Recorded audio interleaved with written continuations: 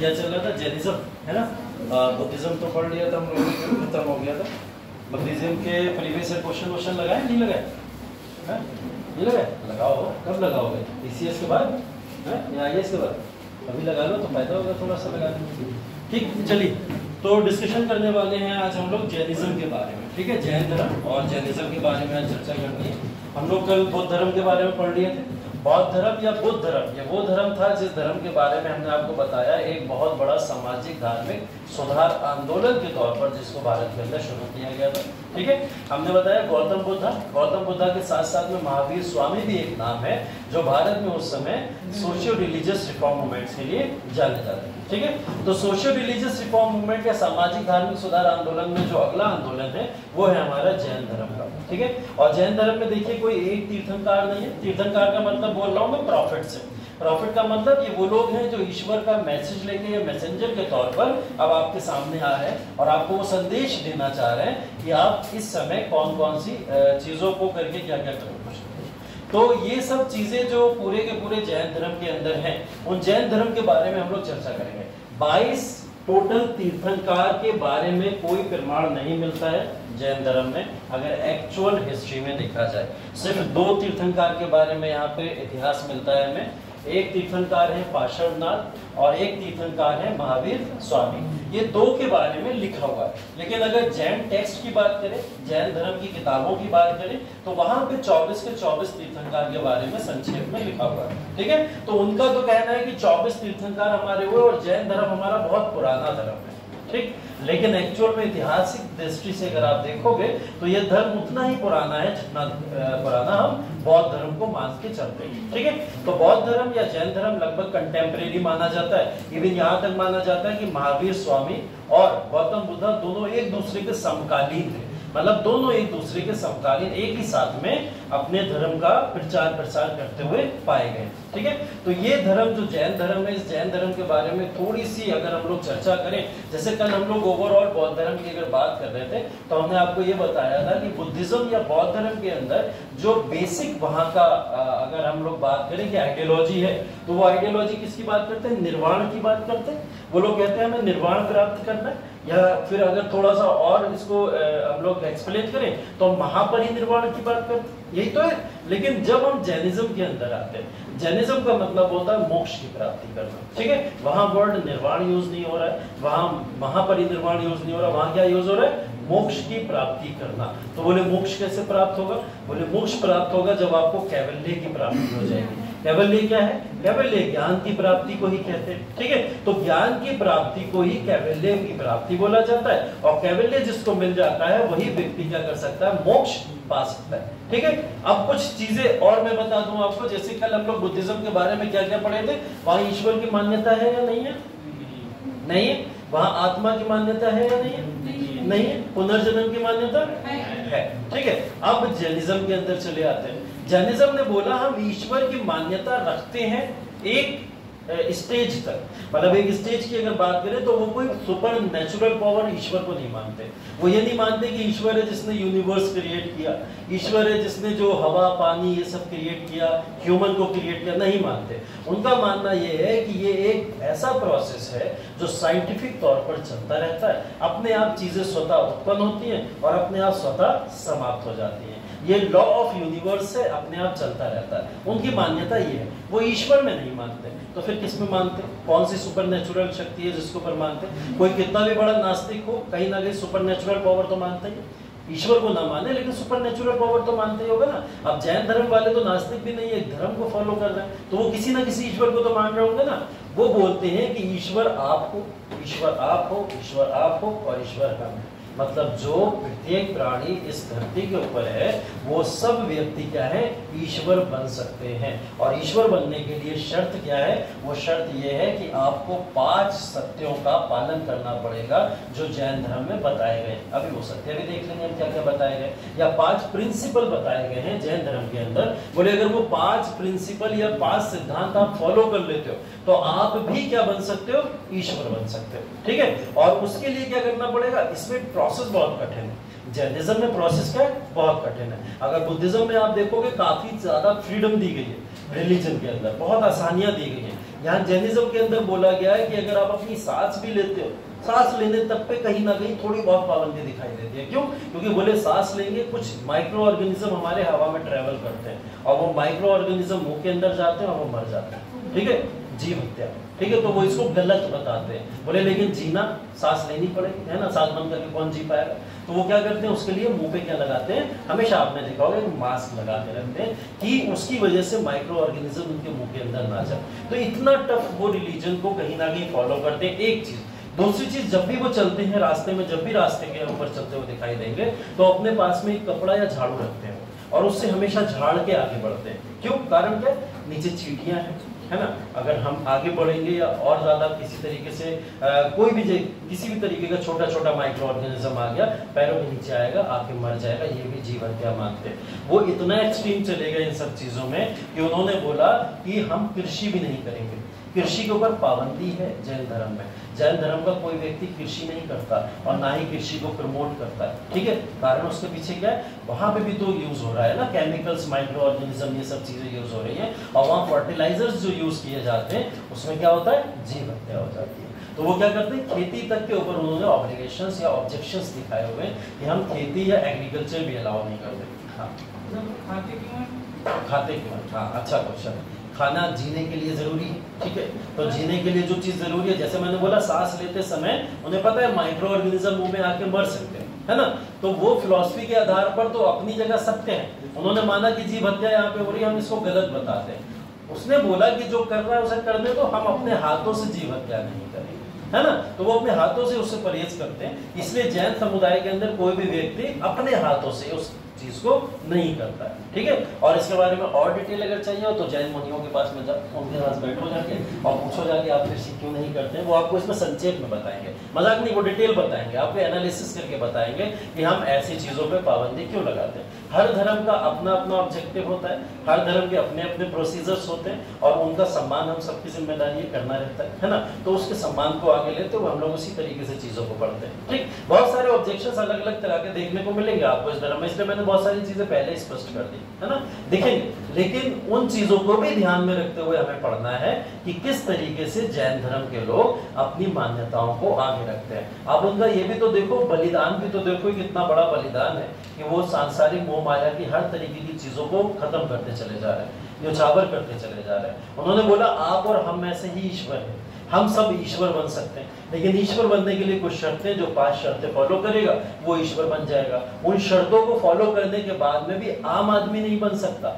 आम आदमी का मतलब ये है कि जो जैन धर्म फॉलो करते हैं वो सब ईश्वर बन जाए, ऐसा जरूरी नहीं है।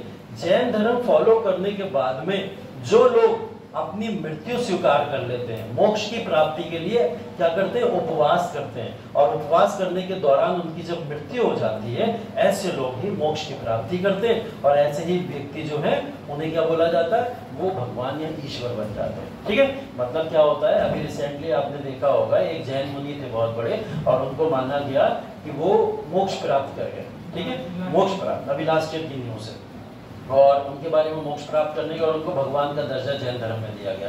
तो ये क्यों करा गया? क्योंकि उन्होंने क्या करा था? उपवास रखा और भूखे रहे कई दिनों तक और भूख की वजह से अपने प्राण त्याग दिए। ठीक है, तो प्राण त्यागने के बाद में क्या हुआ? उन्हें अब भगवान का दर्जा दिया जाने लगा। जैन धर्म की ये परंपरा है अंत में आके जो व्यक्ति ऐसा करेगा वही भगवान बनेगा, वरना नॉर्मल ह्यूमन तो सभी, ठीक है। तो उनकी एक परंपरा है। इसके ऊपर आपको लगता है ये सही है, उचित है, अनुचित है, ऐसा कुछ करना चाहिए या नहीं करना चाहिए, ऐसा राजस्थान के हाईकोर्ट को लगा, ठीक है, 2015 के अंदर। 2015 में राजस्थान के हाईकोर्ट ने इसके ऊपर रोक लगा दी। उन्होंने बोला जैन धर्म के अंदर ऐसा जो भी परंपरा है उसका मतलब है आत्महत्या। ये तो आत्महत्या हो गई कि आप भूखे रह रहे हो, भूखे रह के अपने आप ही अपनी जान दे रहे हो, तो ये तो आत्महत्या जैसा प्रोसीजर है, ठीक है। तो उन्होंने क्या करा, उसके ऊपर रोक लगा, बोले हम आत्महत्या करना किसी भी ह्यूमन को अलाउ नहीं कर सकते, चाहे वो किसी भी धर्म का हो, ठीक है। तो उन्होंने उसके ऊपर रोक लगा दी कि ये परंपरा एक धार्मिक परंपरा थी। इसके लिए वो लोग चले गए सुप्रीम कोर्ट, ठीक है। और सुप्रीम कोर्ट जाने के बाद में अभी 2018 में सुप्रीम कोर्ट का डिसीजन आया कि आप किसी भी तरीके के धार्मिक जो भी परंपराएं हैं उसमें हस्तक्षेप ना करें। तो उन्होंने राजस्थान के हाई कोर्ट के डिसीजन को पलट के सुप्रीम कोर्ट ने किसके फेवर में दे दिया, वापस जैन धर्म, ठीक है। तो देखिए धार्मिक परंपराएं कैसी भी हो, उचित हो, अनुचित हो, चाहे कैसी भी हो, अगर वो परंपरा के तौर पर चल रही है और उसका धर्म में किसी भी तरीके का कोई सिद्धांत के तौर पर लिखा हुआ है तो आप उसको नहीं बदल सकते। अब आपके दिमाग में आ रहा होगा फिर सती प्रथा क्यों बदल गई, आ रहा होगा ना दिमाग में, बाल विवाह क्यों बदल गया, सती प्रथा क्यों बदल गई, ये भी तो एक धर्म का हिस्सा था, ये भी धर्म का हिस्सा था, तो उस समय क्यों बदल दिया गया, इसके कानून क्यों बदल दिए गए, उसके पीछे कारण ये है, ये धर्म का हिस्सा धार्मिक किताबों में नहीं, ये धर्म का हिस्सा हमारी मान्यताओं के हिसाब से, उनके धर्म में रिलीजियस बुकों में ये लिखा हुआ है, और जो चीज रिलीजियस किताबों में लिखी हुई है वो धार्मिक हिस्सा बताया जाता है। अब आप कहने को तो कुछ भी कह सकते हो कि बलि प्रथा भाई हमारे यहाँ माना जाता है, हम बलि प्रथा को मानते हैं, हम इस आदमी को पकड़ेंगे, गर्दन काट के उड़ा के खत्म, ठीक है। तो बलि प्रथा धर्म में कहीं किताब में तो ऐसे नहीं लिखा था कि किसी मानव की बलि दे दो, ऐसे करके नहीं लिखा, वो परंपरा है, मान्यता के तौर पर लोग मानते हैं। तो कोर्ट भी ये चीज देखता है बहुत ध्यान से कि इनकी मान्यता और परंपराओं का किस तरीके का विभाजन है। तो जैन धर्म में फिलहाल अब अलाउड है। तभी लास्ट ईयर क्या हुआ था, यहाँ पे उन्होंने ऐसे समाधि ली थी और समाधि लेके अपनी प्राण त्याग दिए, ठीक है। फिलहाल जैन धर्म की थोड़ी और डिटेल में आते हैं। हम जैनिज्म की बात कर रहे हैं। जैनिज्म के अंदर आपको अगर थोड़ा सा हम रिव्यू देने की कोशिश करें तो अगर मैं आपसे पूछूं इसके पहले तीर्थंकर कौन थे तो सबको याद होगा, कौन है, ऋषभनाथ, ठीक है, ऋषभनाथ, ठीक है। ऋषभनाथ को पहला तीर्थंकर बोला जाता है। और इसमें क्वेश्चन देखिए एक आता है, और वो क्वेश्चन ये आता है कि अगर तीर्थंकर है तो उनका कोई सिंबल भी होगा, ठीक है, वो सिंबल भी होगा। जैसे हमने गौतम बुद्ध के तौर पर देखा कि उनके ज्ञान प्राप्ति का भी सिंबल था, गृह त्याग का भी सिंबल था, और इवन मृत्यु तक का सिंबल था, हर चीज का सिंबल था। तो ऐसे ही यहाँ पे भी हर किसी का कोई ना कोई सिंबल माना जाता है। अब यहाँ पे सिंबल क्या क्या माने जाते हैं, जैसे महावीर स्वामी से पहले 23 तीर्थंकर गए, और 23 के 23 तीर्थंकर के अलग अलग सिंबल्स है। अब क्या हुआ है, पिछले कुछ सालों में ऐसा नहीं होता था कि आप 24 के 24 तीर्थंकर याद कर पाओ और उनके सिंबल भी याद कर लो, ऐसा प्रैक्टिकली पॉसिबल नहीं, आप नहीं याद कर सकते। तो लोग क्या करते थे, पहला तीर्थंकर याद कर लिया, दूसरा याद कर लिया, 23वां 24वां याद कर लिया, बोले यहीं से क्वेश्चन आते हैं, इसी को याद कर लो, ठीक है। अभी उसने 16वां तीर्थंकर पूछा यूपीएससी में, कौन सा 16वां तीर्थंकर, किसी ने नाम भी नहीं सुना था, बोले 16वां तीर्थंकर इसका कौन था और उसका सिंबल क्या था। और ऐसा नहीं पूछा कौन था क्या था, नीचे स्टेटमेंट दे दिया, इस 16वें तीर्थंकर इसके ये थे और उनका सिंबल ये था। अब बताइए ये सही है या गलत है, ठीक है। एक तो ये होता पूछ ले आपसे कौन था तो चलो एक बार लॉजिक लगा लो, 4 ऑप्शन है, चलो इसमें से हम एलिमिनेट कर लें, उसने तो स्टेटमेंट दे दिया, अब आपको हाँ या ना ही करना था, 2 ही ऑप्शन थे आपके पास, ठीक है। तो ऐसे क्वेश्चंस अब पिछले कुछ समय से 1-2 सालों से एग्जाम्स में आना शुरू हो गए, क्योंकि वो भी बहुत अच्छे से जान रहे हैं, क्योंकि आप सबके सब ल्यूसेंट लेके बैठे हुए हो, ठीक है, और सब रट्टा मार रहे हो बैठ बैठ के, ठीक है। तो वो सब जानते हैं बहुत अच्छे से कि 24 के 24 तीर्थंकर ऐसे रट के बैठे नहीं ये लोग, 1 या 2 या 23 24 ही रट के बैठे हुए, तो जो नहीं रटा है वो पूछे, ठीक है। तो ऐसे क्वेश्चन आते हैं फेल करने के लिए, है। तो 16वां तीर्थंकर अगर 15वां तीर्थंकर आपसे 24, अब मैं कहूँ 24 के 24 याद करो, ये भी नहीं करना, ठीक है। फिर करें तो करें क्या, है ना, जैसा 1, 2, 3 और 23, 24 यही तीर्थंकर याद कर लो, इनके सिंबल याद कर लो। इसके अलावा जो भी तीर्थंकर आते हैं वो एलिमिनेट हो सकते हैं अगर आप क्वेश्चन को ध्यान से पढ़ो, और उसके बाद में एलिमिनेट भी अगर ना हो तो शायद आपकी किस्मत बुरी रही होगी तब ये पेपर में क्वेश्चन आ गया हो, ठीक है। अब उसके लिए 24 तीर्थंकर को अगर आप 50 से 60 मिनट बैठ के याद कर लो तो आप अपना 1 घंटा बर्बाद कर रहे हो उसके अंदर, ठीक है, क्योंकि उस प्रोडक्टिव टाइम में आप कुछ बहुत अच्छी चीजें और भी कर सकते हैं, ठीक। तो 24 नहीं याद करने, उसी पैटर्न को याद करना। अगर 1 साल पहले पूछ लिया तो आपको क्या गारंटी हर साल पूछेगा, नहीं पूछेगा ना, हर साल पूछ लिया, अब हो सकता ना पूछे। तो आप जो पैटर्न पे चल रहे थे, पहला, दूसरा, तीसरा या 23वां 24वां, उस पैटर्न के हिसाब से उनको याद करो, जैन तीर्थंकर जो भी। अभी उसकी पूरी लिस्ट है, उस लिस्ट के ऊपर हम लोग एक एक करके चर्चा भी कर लेंगे कि किसके बारे में क्या पॉपुलर है। फिलहाल हम लोग बात करने जा रहे हैं यहाँ पे 24वें तीर्थंकर की, जिनका नाम है महावीर स्वामी। ठीक है, महावीर स्वामी या महावीर स्वामी के नाम से पॉपुलर। अगेन फिर इनकी बात करी जाए तो ये भी एक उच्च वर्ग से आते थे। ठीक है, अभी हम लोग ने पीछे कल गौतम बुद्ध की बात करी थी, हमने कहा क्षत्रिय कुल के थे, क्षत्रिय वंश से लेने देने वाले थे। कुछ किताबों में उनके बारे में लिखा गया है कि भाई ये क्षत्रिय से नहीं वैश्य वंश से भी लेने देने वाले थे। वैश्य वंश क्यों लिखा गया उनके बारे में? इसलिए लिखा गया क्योंकि इस बात को जब उन्होंने ब्राह्मणों का विरोध किया, क्षत्रियों का विरोध किया, तो लोगों ने बोला क्षत्रिय क्षत्रिय का क्यों विरोध करेगा, तो ये वैश्य रहे होंगे। ठीक है, तो इस वजह से कुछ किताबों ने ऐसा लिख दिया, लेकिन ज्यादातर प्रमाण क्षत्रिय के तौर पर मिलते हैं। सेम यहाँ पे हुआ, महावीर स्वामी को बोला जाता है क्षत्रिय कुल के या क्षत्रिय वंश के, ये भी लेने देने वाले थे। अगेन बहुत रिच, बहुत पैसा, अच्छे खासे कुल से लेने देने वाले हैं।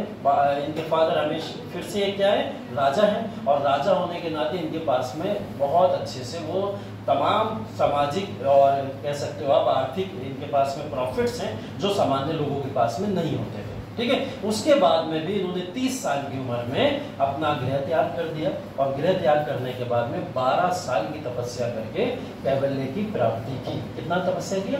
12 साल। और अगर गौतम बुद्ध की बात करें, उन्होंने 6 साल की तपस्या की थी। ठीक है, 12 साल की तपस्या के बाद में इनको ज्ञान की प्राप्ति हो गई। ज्ञान की प्राप्ति होने के बाद में इन्होंने अपने संदेश या उपदेश पूरे भारत के अंदर वही प्रोसेस पूरा जो गौतम बुद्ध का हम लोग पढ़ रहे थे, उसी तरीके से उन्होंने क्या करे, संदेश देना जगह जगह पे शुरू कर दिया। ठीक है, अब देखिए इसके अंदर फैक्चुअल चीजें बहुत इंपॉर्टेंट नहीं है। जैनिज्म से हमेशा क्वेश्चन आ रहा है कॉन्सेप्ट के बेसिस पे। जैनिज्म से क्वेश्चन आ रहा है अहिंसा। अहिंसा क्या है? जैनिज्म का कॉन्सेप्ट, अहिंसा के बारे में बताइए। बोला अस्तेय क्या है? अस्तेय के बारे में बताइए। अस्तेय प्रिंसिपल कौन सा प्रिंसिपल है? ठीक है, सेलिबेसी के बारे में बताइए। ब्रह्मचर्य क्यों इसके अंदर इन्वॉल्व किया गया, उसके बारे में, उस परंपरा के बारे में बताइए। ऐसे क्वेश्चन जैनिज्म से रिलेटेड पूछे जा रहे हैं। ये सब नहीं पूछ रहा है कि बताइए 563 ईसा पूर्व में महावीर स्वामी की जो थी वो बर्थ हुई थी, उसके बाद 478 में डेथ हो गई उनकी। ये सब क्वेश्चन बहुत पुराने हो गए, ऐसे कोई क्वेश्चन नहीं पूछ रहा। फैक्चुअल चीजें वो आप यहाँ पे भी पढ़ लोगे। हम लोग जो यहाँ पे चर्चा का मुद्दा है हमारे लिए, जगह वगह देखिए बहुत नॉर्मल सी चीजें हैं, ये सब आपके लिए नहीं है। ये प्रिंसिपल्स हैं और इन प्रिंसिपल्स के बेसिस पे क्वेश्चन लगातार पूछे जा रहे हैं। ठीक है, तो मैं इन प्रिंसिपल्स के ऊपर चर्चा करूंगा आपसे। प्रिंसिपल्स में अगर पहला प्रिंसिपल देखिए, अहिंसा की बात हो रही है। ठीक है, अहिंसा इसको बोला जाता है जैनिज्म फिलॉसफी में, आपने अहिंसा सुना होगा। ठीक है, लेकिन इसको इसमें क्या बोला जाता है? अहिंसा बोला जाता है। ठीक है, जैसे आपने फिलॉसफी सुनी होगी, फिलॉसफी जैसे मीमांसा और मीमांसा दोनों शब्दों के लिए यूज होता है। ठीक है, 6 स्कूल्स ऑफ फिलॉसफी में ऐसे ही अहिंसा और अहिंसा वर्ड है जो संस्कृत और पाली की लैंग्वेज के हिसाब से बदलता रहता है। तो मतलब वही है, इसमें कंफ्यूज नहीं होना है। अहिंसा का मतलब नॉन वायलेंस होता है। इस अहिंसा शब्द को जैनिज्म के अंदर इन्वॉल्व करने का मतलब था जीव हत्या से अपने आप को प्रोटेक्ट करना। ठीक है, जो मैंने आपको शुरू में आके बताया कि हर तरीके के जीव की हत्या को यहाँ पे रोकने की कोशिश की जाती है। ठीक, सत्य की बात की गई है, ट्रुथ की बात की गई है। ट्रुथ के ऊपर ये सत्य का जो प्रावधान है, ट्रुथ का प्रावधान है, ये वही है जो महात्मा गांधी ने जैनिज्म फिलॉसफी से उठा के अपनी फिलॉसफी में ऐड किया था। बताया था ना महात्मा गांधी का सत्याग्रह का प्रिंसिपल, तो उन्होंने जो सत्य वर्ड उठाया वो कहाँ से उठाया? इसी फिलॉसफी से उठाया हुआ। तो ये ट्रुथ के ऊपर इंडिकेट करने की बात करता। अस्तेय, अस्तेय वही शब्द है। फिर अगेन गांधी जी ने यहाँ से एक शब्द और उठाया था जिसको अस्तेय बोला जाता था। अस्तेय का मतलब होता है चोरी ना करना। ठीक है, अब चोरी ना करने का मतलब फिर अगेन मैं एक्सप्लेन कर देता हूँ। चोरी ना करने का मतलब ये नहीं है कि किसी का बटुआ मान लिया चोरी हो गया, ठीक है, या किसी का आपने पैसा लेके रख लिया और छुपा लिया, उस वो हो गया, नहीं। इसके अंदर अस्तेय को थोड़ा और एक्सप्लेन किया गया। अस्तेय का मतलब यही बोला गया इसके अंदर कि अगर आपको एक घर के अंदर रह के आपका जीवन व्यतीत हो सकता है तो आप अपने 2 मकान क्यों बना रहे हो? तो जो एक्स्ट्रा एक मकान है वो चोरी है। ठीक है, अगर बोला गया कि आपकी एक बाइक के ऊपर जिंदगी कट सकती है तो 2-3 बाइक लेके रखने की क्या जरूरत है? तो ये जो एक्स्ट्रा आप एसेसरीज यूज कर रहे हैं वो सारी एक्स्ट्रा एसेसरीज क्या है? वो चोरी है। तो उसके ऊपर इन्होंने रोक लगाने की बात की है कौन से प्रिंसिपल में? अस्तेय के अंदर। ठीक है, अपरिग्रह। अपरिग्रह का मतलब यहाँ पे है अपनी प्रॉपर्टी ना बनाना। ठीक है, मतलब आप अपने जीवन को ऐसे काटो कि आप अपने जीवन के अंदर तमाम तरीके की प्रॉपर्टीज को कलेक्ट करने में ना लग जाओ। और प्रॉपर्टीज का कलेक्शन का मतलब ये नहीं है कि आप अपने मकान बनाने में लग गए। प्रॉपर्टीज का मतलब है आप पैसा कलेक्ट करने में मत लग जाओ, आप ऐशो आराम में मत लग जाओ, और आप ऐसी किसी चीज के अंदर इन्वॉल्व ना हो जाओ जो आपका ध्यान कहाँ लगा दे, दुनिया की तरफ लगा दे। ठीक है, इससे आपका धर्म कहीं ना कहीं खराब हो जाएगा। तो अपरिग्रह का मतलब यही है कि आप अपने पास में किसी भी तरीके की प्रॉपर्टी को ना रखें। ठीक है, ब्रह्मचर्य, ब्रह्मचर्य जीवन मतलब शादी ना करना और ब्रह्मचर्य जीवन को हमेशा, और धर्म की प्रति हमेशा ईमानदार रहना, इस प्रिंसिपल को इसमें ऐड किया गया। इस प्रिंसिपल की एक स्टोरी ये है कि ब्रह्मचर्य से जो सिद्धांत है, इस सिद्धांत को महावीर स्वामी ने लाके ऐड किया था। ठीक है, अभी तक के जो 4 प्रिंसिपल आपने पढ़े, पार्श्वनाथ तक ये 4 प्रिंसिपल फॉलो किए जाते थे। महावीर स्वामी जैसे ही है, उन्होंने ब्रह्मचर्य का सिद्धांत फॉलो कर दिया। ठीक है, ब्रह्मचर्य के सिद्धांत को ऐड करने का मतलब ये भी था, सेलिबेसी का मतलब ये भी था कि इस जैन धर्म के अंदर महिलाएं पार्टिसिपेट नहीं करेंगी। जैन धर्म महिलाओं के पार्टिसिपेशन के ऊपर रोक लगाता है। ठीक है, जैनिज्म के अंदर महिलाओं के पार्टिसिपेशन के ऊपर रोक है। उनका मानना ये है जैन धर्म में कि महिलाएं मोक्ष की प्राप्ति नहीं कर सकती। ठीक है, थोड़ा सा अटपटा लगेगा आपको, ऐसी बात है इसके अंदर, लेकिन वहाँ महावीर स्वामी ने आके ब्रह्मचर्य के सिद्धांत को बोला कि ब्रह्मचर्य महिलाएं कभी भी जीवन में नहीं ले सकती, जिसकी वजह से महिलाएं कभी मोक्ष की प्राप्ति नहीं कर सकती। तो उन्होंने क्या बोला, महिलाएं मोक्ष की प्राप्ति नहीं कर सकती। अब देखिए बहुत सारी आपको गलतियां भी दिख रही होंगी जैनिज्म के अंदर, जैसे मैंने बोला कई सारे कृषि भी नहीं करेंगे, एक जैसे फिलॉसफी के तौर पर गलत है अगर हमको देखा जाए, और उसके बाद महिलाएं मोक्ष की प्राप्ति नहीं कर सकती, ये भी कुछ गलत लग रहा है हमें, है ना। तो ये बहुत बड़े बड़े कुछ ऐसे कारण हैं जिसकी वजह से जैनिज्म इतना पॉपुलर भारत के अंदर नहीं हुआ, और धीरे धीरे लोग जैनिज्म में गए तो बहुत तेजी से थे, लेकिन उनको जब उसकी कमियां दिखना शुरू हुई तो वो लोग जैनिज्म से हटते चले गए। तो ये 5 बेसिक प्रिंसिपल आपको याद रखने, इसके सिद्धांत याद रखने कि ये 5 सिद्धांत किसने दिए।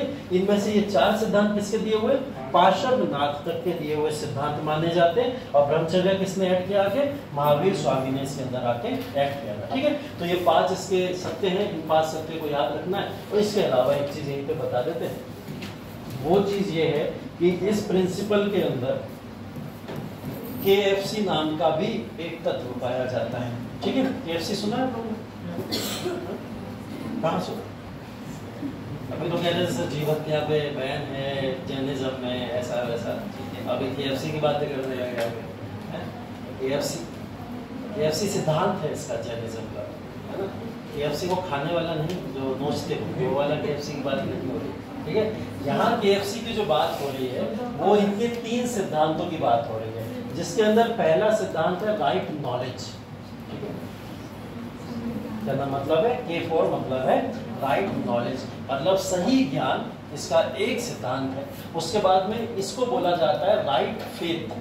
ठीक, जो विश्वास है आपका, जिस तरीके का विश्वास आप करते हो वो भी सही होना चाहिए। ठीक है, और तीसरा बोला जाता है राइट कंडक्ट, और कंडक्ट को बोला जाता है आपका आचरण। ठीक है, किस तरीके का आचरण आपका है दूसरे लोगों के साथ में। ठीक है, उस आचरण को भी यहाँ वरीयता दी गई है। तो KFC एक सिद्धांत के तौर पर इसमें याद रखा जाता है, जिसका मतलब नॉन वेज या ऐसी कोई भी वस्तु नहीं है। क्या है यहाँ पे, सिर्फ एक सिद्धांत के तौर पर एक शॉर्ट ट्रिक है जिससे आप इसको याद रख सकते हो कि राइट नॉलेज, राइट फेथ और राइट कंडक्ट, इसके 3 बेसिक प्रिंसिपल हैं, जिसमें पहला बोला जा रहा है कि सम्यक ज्ञान जिसको बोला जाता है। ठीक है, एक बोला जा रहा है सम्यक विश्वास, जो भी आप विश्वास करते हो जिस चीज़ को लेकर, फेथ जो आपका है, और ठीक है, और आप उसको कह सकते हो, या फिर सम्यक आचरण। ठीक है, आपका आचरण दूसरे लोगों के साथ किस तरीके का, उस आचरण की यहाँ पे चर्चा की गई। ठीक है, तो ये बेसिक 3 प्रिंसिपल्स इसके और हैं इन सिद्धांतों के अलावा, जिनको KFC का नाम दिया जाता है। ठीक है, अब जैनिज्म के अंदर देखिए एक चीज बहुत पॉपुलर हुई, और वो चीज ये पॉपुलर हुई थी कि जीव हत्या के ऊपर इन्होंने बहुत ही स्ट्रिक्टनेस बनाई हुई है ना।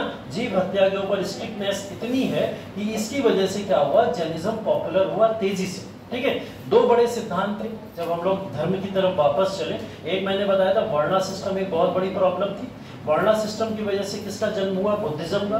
वर्णा सिस्टम की वजह से किसका जन्म हुआ, जैनिज्म का। दूसरा बड़ा इसके पीछे सिद्धांत ये था जीव हत्या। वो ऐसा जमाना था जिस जमाने में 5वीं और 6वीं शताब्दी ईसा पूर्व की बात करें तो हर व्यक्ति के घर के अंदर किसी ना किसी तरीके से मांस परोसा जाता था, ठीक है। ऐसे जमाने के अंदर कहीं ना कहीं लोगों को ऐसा लगा कि इससे तो सब दूषित होते चले जा रहे हैं और इस दूषित चीजों को दूर करने का क्या तरीका हो सकता है, ठीक है। तो उन्होंने बोला दूषित चीजों का तरीका ये हो सकता है या हिंदू फिलॉसफी पे ओरिजिनल फॉर्म में वापस चले जाओ, वेदों को एक्चुअल फॉर्म में फॉलो करने लगो, और दूसरा फॉलो क्या करना है, या आप बुद्धिज्म या जैनिज्म को फॉलो करने लगो। तो बुद्धिज्म के अंदर हल्का फुल्का है, कहीं ना कहीं बात मानी जाती है। इवन आपको गौतम बुद्धा याद भी होंगे कि गौतम बुद्धा की जो डेथ हुई थी इवन वो भी नॉन वेज या मांस खाते हुए हुई है, ठीक है। अगर उनकी डेथ भी मानी जाती है तो मतलब बुद्धिज्म में मांस को कोई बहुत बड़ा इतना बड़ा प्रिंसिपल नहीं बताया गया, ना उस पर रोकथाम लगाई गई। लेकिन जैनिज्म जो है इसके अंदर नॉन वेज के ऊपर या मांस मच्छी के ऊपर इतनी तेजी से इसके ऊपर बैंडिश लगाई गई कि लोग इसमें बहुत तेजी से आके ऐड होना शुरू हो गए थे। तो जैनिज्म पॉपुलर बहुत तेजी से हुआ, बहुत तेजी से आगे बढ़ा, लेकिन धीरे धीरे क्या हुआ, जैनिज्म का जो वर्चस्व है वो खत्म हो गया इसकी स्ट्रिक्टनेस की वजह से, ठीक है। हमें याद क्या रखना है, इसके पास सिद्धांत याद रखने हैं और ये 3 प्रिंसिपल भी इसके याद रखना है, ठीक है। फिलॉसफीज है ये बेसिकली, इसकी फिलॉसफीज को याद रखना है, ठीक।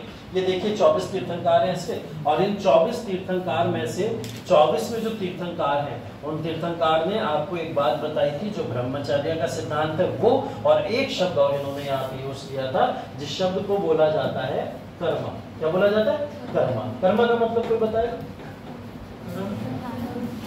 कर्मा का मतलब कर्म, वाह। चढ़ना का मतलब चरण, ऐसे कुछ कर्मा का, हाँ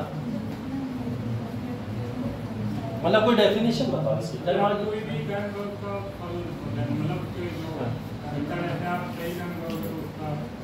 कर्म शब्द हटा के कुछ बताओ डेफिनेशन, वहां कर्म नहीं आना चाहिए बीच में बस, ठीक है। डेफिनेशन में हमेशा उसी शब्द को यूज करके थोड़ी डेफिनेशन बनाते हो उसकी कि कर्मा का मतलब कर्म होता है जिसकी फल की चिंता नहीं करी जाती, ऐसा थोड़ी डेफिनेशन बनता है ना। कर्मा का डेफिनेशन कुछ होगा, है ना, कि जिसको कर्मा बोला जाता है या कर्म, हाँ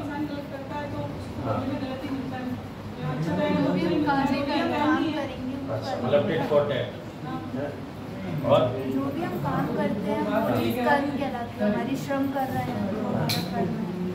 अच्छा, जो भी हम काम कर रहे हैं, काम उर्दू वर्ड हो गया, कर्म है हिंदी वर्ड हो गया, बात तो वही काम से लिया। हाँ, कोई ऐसा बच्चा जो उसमें कर्मा, काम या वर्क को हटा के उसकी डेफिनेशन बता सके? क्रिया करना है तो जैसा करेगा वो वैसा भरेगा, कर्मा है।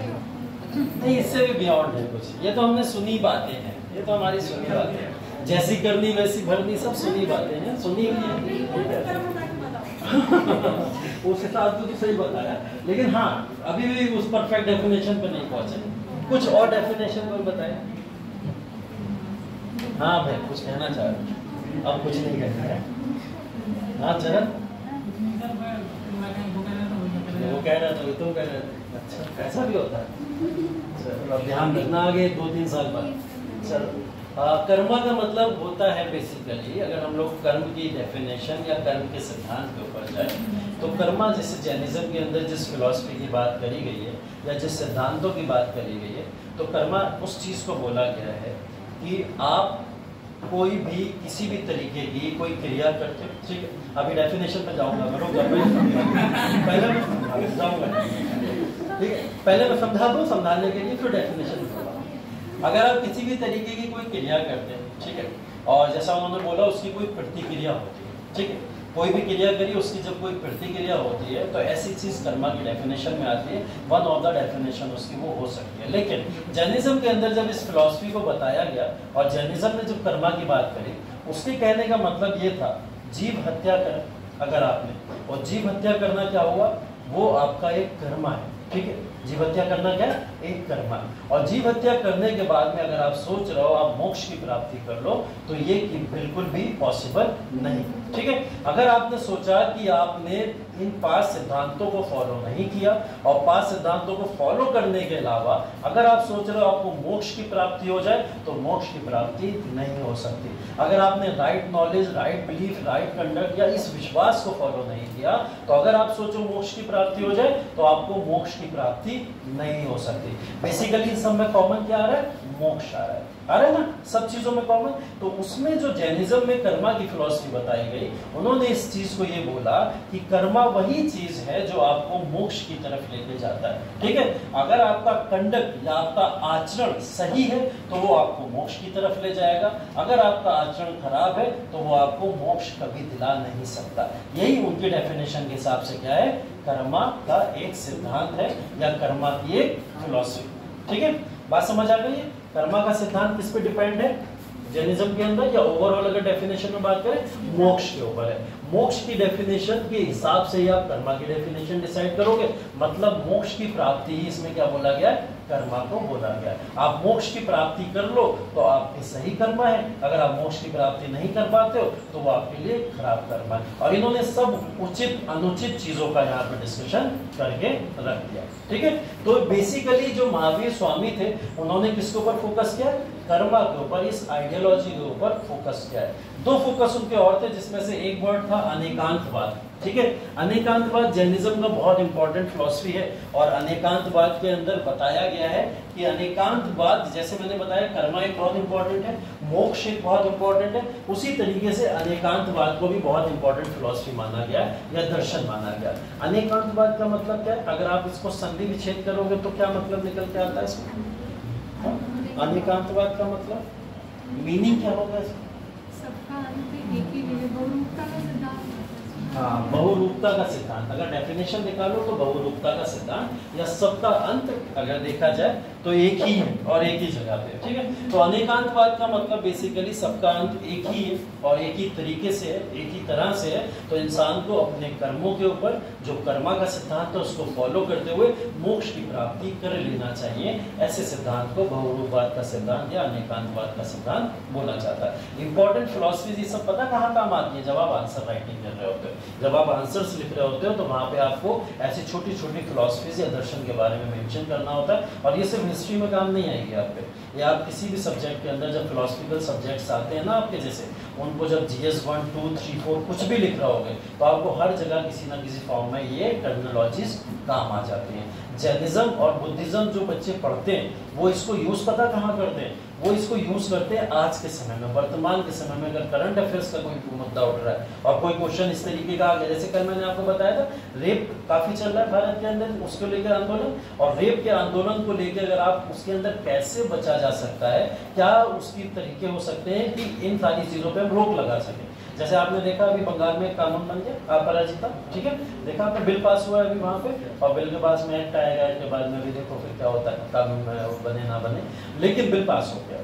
तो उसमें आपसे पूछा जाएगा कि क्या वो बिल पास करना रेप के लिए काफ़ी, या ऐसे व्यक्ति को अगर आप पनिशमेंट दे देते हो, सजा दे देते हो, मृत्युदंड दे देते हो, तो वो क्या उचित है या अनुचित है? ये क्वेश्चन आपसे जरूर पूछेगा किसी ना किसी फॉर्म में। अब वहां अगर आप सोचो, आपने अपना थोड़ा सा माइंड यूज करके वहां अगर आपने फिलॉसफीज लगा दी, है ना, मतलब कानून का मतलब किसी को दंड देना, मृत्यु दंड देना कहीं ना कहीं गलत माना जाता है सैद्धांतिक तौर पर। ठीक है, जैसे गांधी जी ने भी बोला है, और इससे रिलेटेड बहुत सारे सिद्धांत हैं, स्वामी विवेकानंद, स्वामी दयानंद सरस्वती, उन सब ने इस बात को बोला है मृत्यु दंड एक गलत चीज हो सकती है। वो क्या करती है, एक मैसेज जो गलत तरीके का भेजती है। जैसे हमने अभी जैनिज्म भी पढ़ा ना, जीव हत्या के ऊपर रोक लगा रहे, बोले कुछ भी हो जाए जीव हत्या नहीं होनी चाहिए, उसके ऊपर रोक लगाने की बात होनी चाहिए। तो उन्होंने इस बात को कहीं ना कहीं, आप इस फिलॉसफीज को वहाँ पे लगा सकते हो कि जैनिज्म की फिलॉसफी को अगर हम फॉलो करें, इस सिद्धांत को फॉलो करें, लोगों के ऊपर अप्लाई करने की कोशिश करें, लोगों को थोड़ा उसके बारे में जागरूक करने की कोशिश करें, या बुद्धिज्म की कुछ फिलॉसफीज को हम लाके उनको जागरूक करने की कोशिश करें, तो ऐसी क्रियाओं के ऊपर काफ़ी रोक लग सकती है। जिससे हमें ऐसे सहारे नहीं लेने पड़ेंगे जिससे मृत्युदंड की सजाएं सुनाई जाए, है ना, ऐसी चीज़ें नहीं होंगी। और आप एक चीज़ और देखना, जो रिपोर्ट आती है बेसिकली पूरे वर्ल्ड की, उस रिपोर्ट के अंदर ऑक्सफैम की रिपोर्ट है, ठीक है, ऑक्सफैम की रिपोर्ट के अंदर हमेशा एक डेटा आता है कि कौन सा देश सबसे ज़्यादा फांसी देता है और कौन सा देश सबसे ज़्यादा मृत्युदंड देता है और कौन सा देश मृत्युदंड से दूर है। अब आपको पता होगा, जान के हैरानी होगी, जो सजाओं के तौर पर मृत्युदंड देते हैं जो भी देश, वो देश उस रिपोर्ट के आधार पर निचले स्तर पर आते हैं, ठीक है। खराब देशों के आकलन के तौर पर उनका आकलन किया जाता है, मतलब ऐसे देश खराब होते हैं जो मृत्युदंड को बढ़ावा दे रहे हैं या मृत्युदंड दे रहे हैं। आपके यहाँ देश में मतलब सुधार नहीं हो पा रहे, आप सामाजिक सुधार नहीं कर पा रहे हो, सोशल रिफॉर्म नहीं कर पा रहे हो, जिसकी वजह से मजबूरी में अब आपको क्या करना पड़ा, हत्याएं करनी पड़ रही हैं, आपको मृत्युदंड देना पड़ रहा है। तो ऐसे देशों को वो कहाँ फेंक देता है, एकदम नीचे फेंक देता है। और ऐसे देश कभी भी डेवलप्ड कैटेगरी में नहीं जाएंगे, डेवलप्ड कैटेगरी में नहीं जाते। यूएसए के अंदर देखोगे ना, हर दूसरे दिन गोलियां चलती रहती है, कोई ना कोई किसी को आता है गोली मार देता है, कभी मॉल में गोली चल रही है, कभी भीड़ में गोली चल रही है, कभी कहीं भी गोली चल जाती है। तो उसके लिए मृत्युदंड वो नॉर्मल नहीं किया हुआ है उसने। अगर वो हत्या में भी मृत्युदंड देना इतना शुरू कर दे तो शायद पता नहीं, फिर तो वो हर दिन मृत्युदंड देगा, ठीक है। इधर देख लीजिए, अरेबिक कंट्रीज के अंदर, अरेबिक कंट्रीज के अंदर मृत्युदंड का स्कोप है, काफी ज्यादा मृत्युदंड माना जाता है। बोले अगर आपने रेप किया तो रास्ते में खड़ा करेंगे, गर्दन काट देगा, ठीक है। और सीधा सीधा मृत्युदंड पूरा का पूरा उनका वही है कि अगर प्रूव हो गया इसने इस तरीके की कोई घटना की है तो वो गर्दन काट देते हैं, चोरी करी तो वही रास्ते में खड़े होकर हाथ काट देगा, ठीक है। तो वो ऐसी सजाएं देने के लिए जाने जाते हैं, लेकिन उनकी अगर सूची में देखा जाए तो सबसे नीचे पायदान पे आते हैं, सबसे नीचे पायदान पे, ठीक है। क्यों? क्योंकि मृत्युदंड देना या ऐसी चीजों को बढ़ावा देना ये सब अनुचित माना जाता है अगर आप थोड़ा सामाजिक या सोशल रिफॉर्म्स को मानने वाले व्यक्ति, ठीक है। तो ये सब चीजें गलत मान, इसीलिए इन सारी फिलॉसफीज का जो वरीयता है वो भारत के अंदर बहुत बढ़ जाती है कि अगर हम अपनी संस्कृति को बचाने लग गए, संस्कृति के ऊपर थोड़ा सा फोकस करना शुरू कर दिया, तो शायद जितने भी क्राइम्स भारत में हो रहे हैं वो सब रुक जाए, है ना। कोई ना कोई किसी ना किसी संस्कृति से तो जुड़ा है ना, हर संस्कृति में रेप को गलत बताया गया ना, किसी भी संस्कृति कोई अलाउ नहीं करेगी ना इतनी बेकार चीज, तो उस चीज को जब गलत बताया गया आप उसको उसकी संस्कृति से जोड़ दीजिए, और जैसे ही जोड़ोगे वो इंसान अपने आप उससे दूर होता चला जाएगा। तो सांस्कृतिक वैल्यूज को ज्यादा हमें महत्व देना है हमेशा। कभी भी टच में आके क्वेश्चन या आंसर्स में इंटरव्यू में ये मत बोल देना कि नहीं उसने रेप किया उसको मृत्युदंड ही मिलना चाहिए, उसके अलावा कोई उसकी वही नहीं है। जैसे आंदोलन कर रहे हैं बहुत सारे लोग, अभी देखा कोलकाता से लेकर पूरे भारत में सब मृत्युदंड। न्याय, देखो न्याय वाली जो बात है, मैंने क्या बोला, शुरू ही क्यों हुआ उसके ऊपर जाते हैं ना हम। अगर उस चीज के ऊपर पहुंच गए कि ये चीज हुई क्यों, अगर हमें यही पता चल गया ये हुई क्यों, तो हो सकता है कि हमें पता चलना शुरू हो जाए कि वो शायद कोलकाता रेप केस में जो रेप किए थे अकेले वो जिम्मेदार नहीं थे, उसके पीछे एक बहुत बड़ा एडमिनिस्ट्रेशन और सिस्टम जिम्मेदार था, है ना। तो अगर हम तह तक चले जाएंगे तो हमें पता चल जाएगा कि कमी यहाँ से हो रही है। उस कमी को अगर दूर करना शुरू कर दिया, जैसे बहुत अच्छी चीज शुरू हुई भारत के अंदर, अभी देखा होगा आपने कि डायल 112, ठीक है, यूपी के अंदर भी शुरू हुआ। अभी रात में अगर कोई महिला कहीं ड्यूटी से आ रही है, कुछ भी आ रही है, तुरंत पुलिस को फोन करे, पुलिस उसे घर तक छोड़ेगी, ठीक है। तो ऐसी चीजें करें, कुछ ऐसी चीजों का उपाय करें, ऐसी चीजें करना शुरू करें। हाँ, 2-4 मैसेजेस आपको देने पड़ेंगे अगर आप इस विचारधारा को मानते हो कि हाँ उसकी मृत्युदंड होना चाहिए, उसको पनिशमेंट के तौर पर मृत्युदंड ही मिलना चाहिए, फिर आप उस विचारधारा के हो जो कांग्रेस की गरम दल की विचारधारा है। पढ़े हो ना, गरम दल नरम दल दोनों पढ़े, अच्छे से पढ़े। लेकिन नरम दल वाले क्या सोचते थे, उस समस्या का समाधान हम आसानी से भी तो निकाल सकते हैं, बैठ के बात करके भी तो निकाल सकते हैं। तभी मैंने बोला इंटरनेशनल छवि हमारी खराब हो जाती है इससे। वरना आपको नहीं लगता कि भारत ऐसा कानून बना चुका होता? भारत गवर्नमेंट क्यों नहीं बना रही है ऐसा कानून? इतने समय से इस बात पे चर्चा हो रही है, लेकिन इंडिया इसके ऊपर कानून क्यों नहीं बना रही है कि रेप के लिए मृत्युदंड दे दो, ठीक है, या ऐसी चीजों के लिए मृत्युदंड। इवन कोई किसी का मर्डर कर देता है तब भी हमारे यहाँ पे वरीयता ये दी जाती है कि इसको क्या करो, उम्र कैद दे दो, है ना, लाइफ इम्प्रिजनमेंट बोल दिया जाता है, दे दिया जाए। लेकिन मृत्युदंड के ऊपर अभी भी, क्योंकि मृत्युदंड को समाज के अंदर एक कहीं ना कहीं गलत तरीके से देखा जाता है, ठीक है। अब न्याय छोड़ना है तो पब्लिक के हाथों में छोड़ होता है ऐसा। सिंघामी में देखिए तो देखिए पिक्चर तो देखते ही होंगे थोड़ी बहुत, है तो पब्लिक के हाथ में छोड़ो। अगर आप कानूनन तौर पर दुनिया में नहीं दिखाना चाहते हो कि हम ऐसा कानून बना के ऐसा कुछ कर रहे हैं, पब्लिक के हाथ में छोड़ दो, लोग करो न्याय, यही है, है ना, करेगी वो न्याय उस हिसाब से, वैसा वाला न्याय करेगी। लेकिन बात यह है कि अगर आप कानून के तौर पर इसको भारत के अंदर लागू कर देते हो, तो लागू करने की वजह से क्या होता है, हमारी एक इंटरनेशनल छवि, जो भारत थर्ड लार्जेस्ट इकोनॉमी बना बैठा है ना आज के समय में, इकोनॉमिक ग्रोथ पे उसको बहुत बड़ा एक धब्बा लगेगा और वो डाउन हो जाएगा। हम लोग बार बार बात कर रहे हैं कि ब्रिटेन को हटा देना चाहिए, अब भारत को ऊपर आना चाहिए, बार बार कर रहे हैं ना बात, लेकिन ब्रिटेन के अंदर कैपिटल पनिशमेंट देख लीजिए, जब फांसी की सजा देख लीजिए, है ना। तो बहुत सारे पैमाने मेजर किए जाते हैं, तब किसी देश को ऊपर किया जाता है। इस सब चीज़ों के लिए ज़रूरी है कि हम सबको बहुत ध्यान से और समझ से काम लेना है। आक्रोश होता है, बहुत सारे लोगों के अंदर गुस्साएँ आती हैं, गुस्सा भरती है, एक समय तक रहती है, 4 दिन बाद वो गायब हो जाती है। ठीक है, ये रहनी चाहिए, हमेशा रहनी चाहिए। ऐसा नहीं है कि 4 दिन स्टेटस लगा लिए, इधर उधर खूब प्रोफाइल में अपने DP लगा के घूम रहे हैं, ऐसा हुआ, ये हुआ, वो हुआ, और 4 दिन बाद हम भूल ही गए। ऐसा कुछ हुआ भी है देश में, है ना, ये गलत है। हमारे देश के अंदर यही तो है, हम इमोशनल फूल लोग कहलाते हैं, ब्रिटिशर्स बोल के गए हम इमोशनल फूल है ना, बोल के गए, बोले बस थोड़े से समय के लिए एकदम से चिंगारी भड़कती है इनके अंदर, और वो शांत करो तो शांत हो जाती है, फिर उसके बाद में भड़कती है, फिर शांत हो जाती है। लेकिन हमने फिर करके भी दिखाया, देखो आज़ादी तुम्हीं से लिया, है ना। तो हम वो नहीं है, लेकिन हमारे अंदर कहीं ना कहीं वो एक तत्व बैठा हुआ है कि हम इमोशनली इतने एक्टिव हो जाते हैं एक समय के दौरान कि हम बाद में उससे फिर पीछे आ जाते हैं। अभी आप देखना कोलकाता वाला केस चल रहा है, थोड़े दिन बाद आप देखना, थोड़े ही दिन बाद, ज़्यादा दूर मत जाना, थोड़े दिन बाद, 1 महीना और गुजरने दो, उसके बाद देखना लोग भूल जाएंगे कोलकाता में ऐसा कुछ हुआ।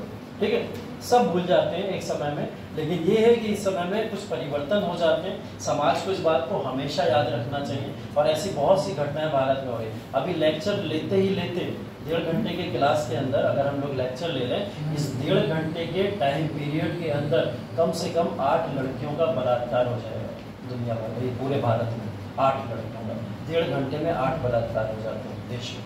ठीक है, आप इस डेटा को रिड्यूस करने की कोशिश करें, इस डेटा को खत्म करने की कोशिश करें। ये रिपोर्ट है, और इस रिपोर्ट के आधार पर अगर आप देखोगे, अगर ऐसी चीजें देश के अंदर हो रही हैं, तो आपको क्या लग रहा है कि देश कैसे तरक्की करेगा? इसको बहुत सख्त कानून बना के भी सॉल्व नहीं किया जा सकता है। हर किसी को इसकी जिम्मेदारी लेके ही वो व्यक्ति सॉल्व कर सकता है। सरकार के खिलाफ आंदोलन कर करके चिल्लाते रहो, क्या हो जाएगा उससे? वो कानून बना देगी, कानून बनाने के बाद में कोई घटनाएं हो रही, क्या कानून नहीं है रेप को लेके? अभी भी है, मृत्युदंड ही तो नहीं है ना, बस बाकी तो सारे कानून। डर कौन रहा है पुलिस प्रशासन से? कोई नहीं डर रहा आज के समय। तो ये कुछ चीजें ऐसी हैं, या तो देखो 2 चीजें होती हैं। मैंने बताया था जब आपको हिटलर के बारे में बता रहा था, मैंने कहा या तो हिटलर बन जाना चाहिए, उस फिलॉसफी को फॉलो कर लो, या फिर गांधी बन जाओ। ठीक है, 2 ही हो सकते हैं। अगर आप मध्यम मार्ग जो है ना, बीच का रास्ता, इसको जहां चुनने की कोशिश करोगे ना, वहां बेड़ा गर्क हो जाता है ना। भारत हमेशा मध्यम मार्ग को चुनने की कोशिश करता है, अभी से नहीं, 1947 से। चाहे वो कोई क्राइम हो, चाहे किसी भी देश के बीच में बोलना हो, कुछ भी करना हो, हमेशा एक बीच का रास्ता निकालने की कोशिश करते हैं। यहाँ या तो आर या तो पार वाली सिचुएशन ही नहीं।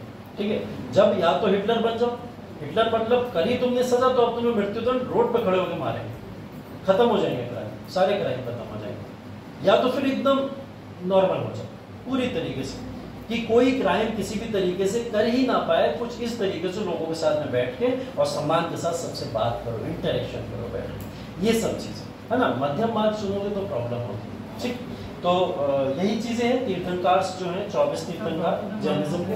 हाँ, बात करने से मानता कौन है? बात करने से मानता कौन है? बात करने से, मैं अगर तुमसे 4 मिनट बात करूं, किसी मुद्दे पर समझाऊं, तुम मानोगे ना मेरी बात, है या नहीं मानोगे? कुछ तो अगर तुम्हें लॉजिकल लगेगा तो तुम मानोगे ना। अगर तुम्हारी लॉजिकल रीजनिंग थोड़ी बहुत भी ठीक ठाक होगी तो तुम मानोगे। ठीक है, अब तुम मुझे केस स्टडी की तरफ ले जा रहे हो तो मैं ले जा रहा हूँ। तुम्हें लगेगा देहाती लोग नहीं मानेंगे। देहातियों की बात करें तो कम पढ़े लिखे लोगों से नहीं होता है। देहातियों का मतलब होता है जो पढ़े लिखे मूर्ख भी होते हैं, वो भी देहाती होते हैं। ठीक है, एक केस स्टडी है एक विलेज की, बिहार के अंदर एक विलेज था।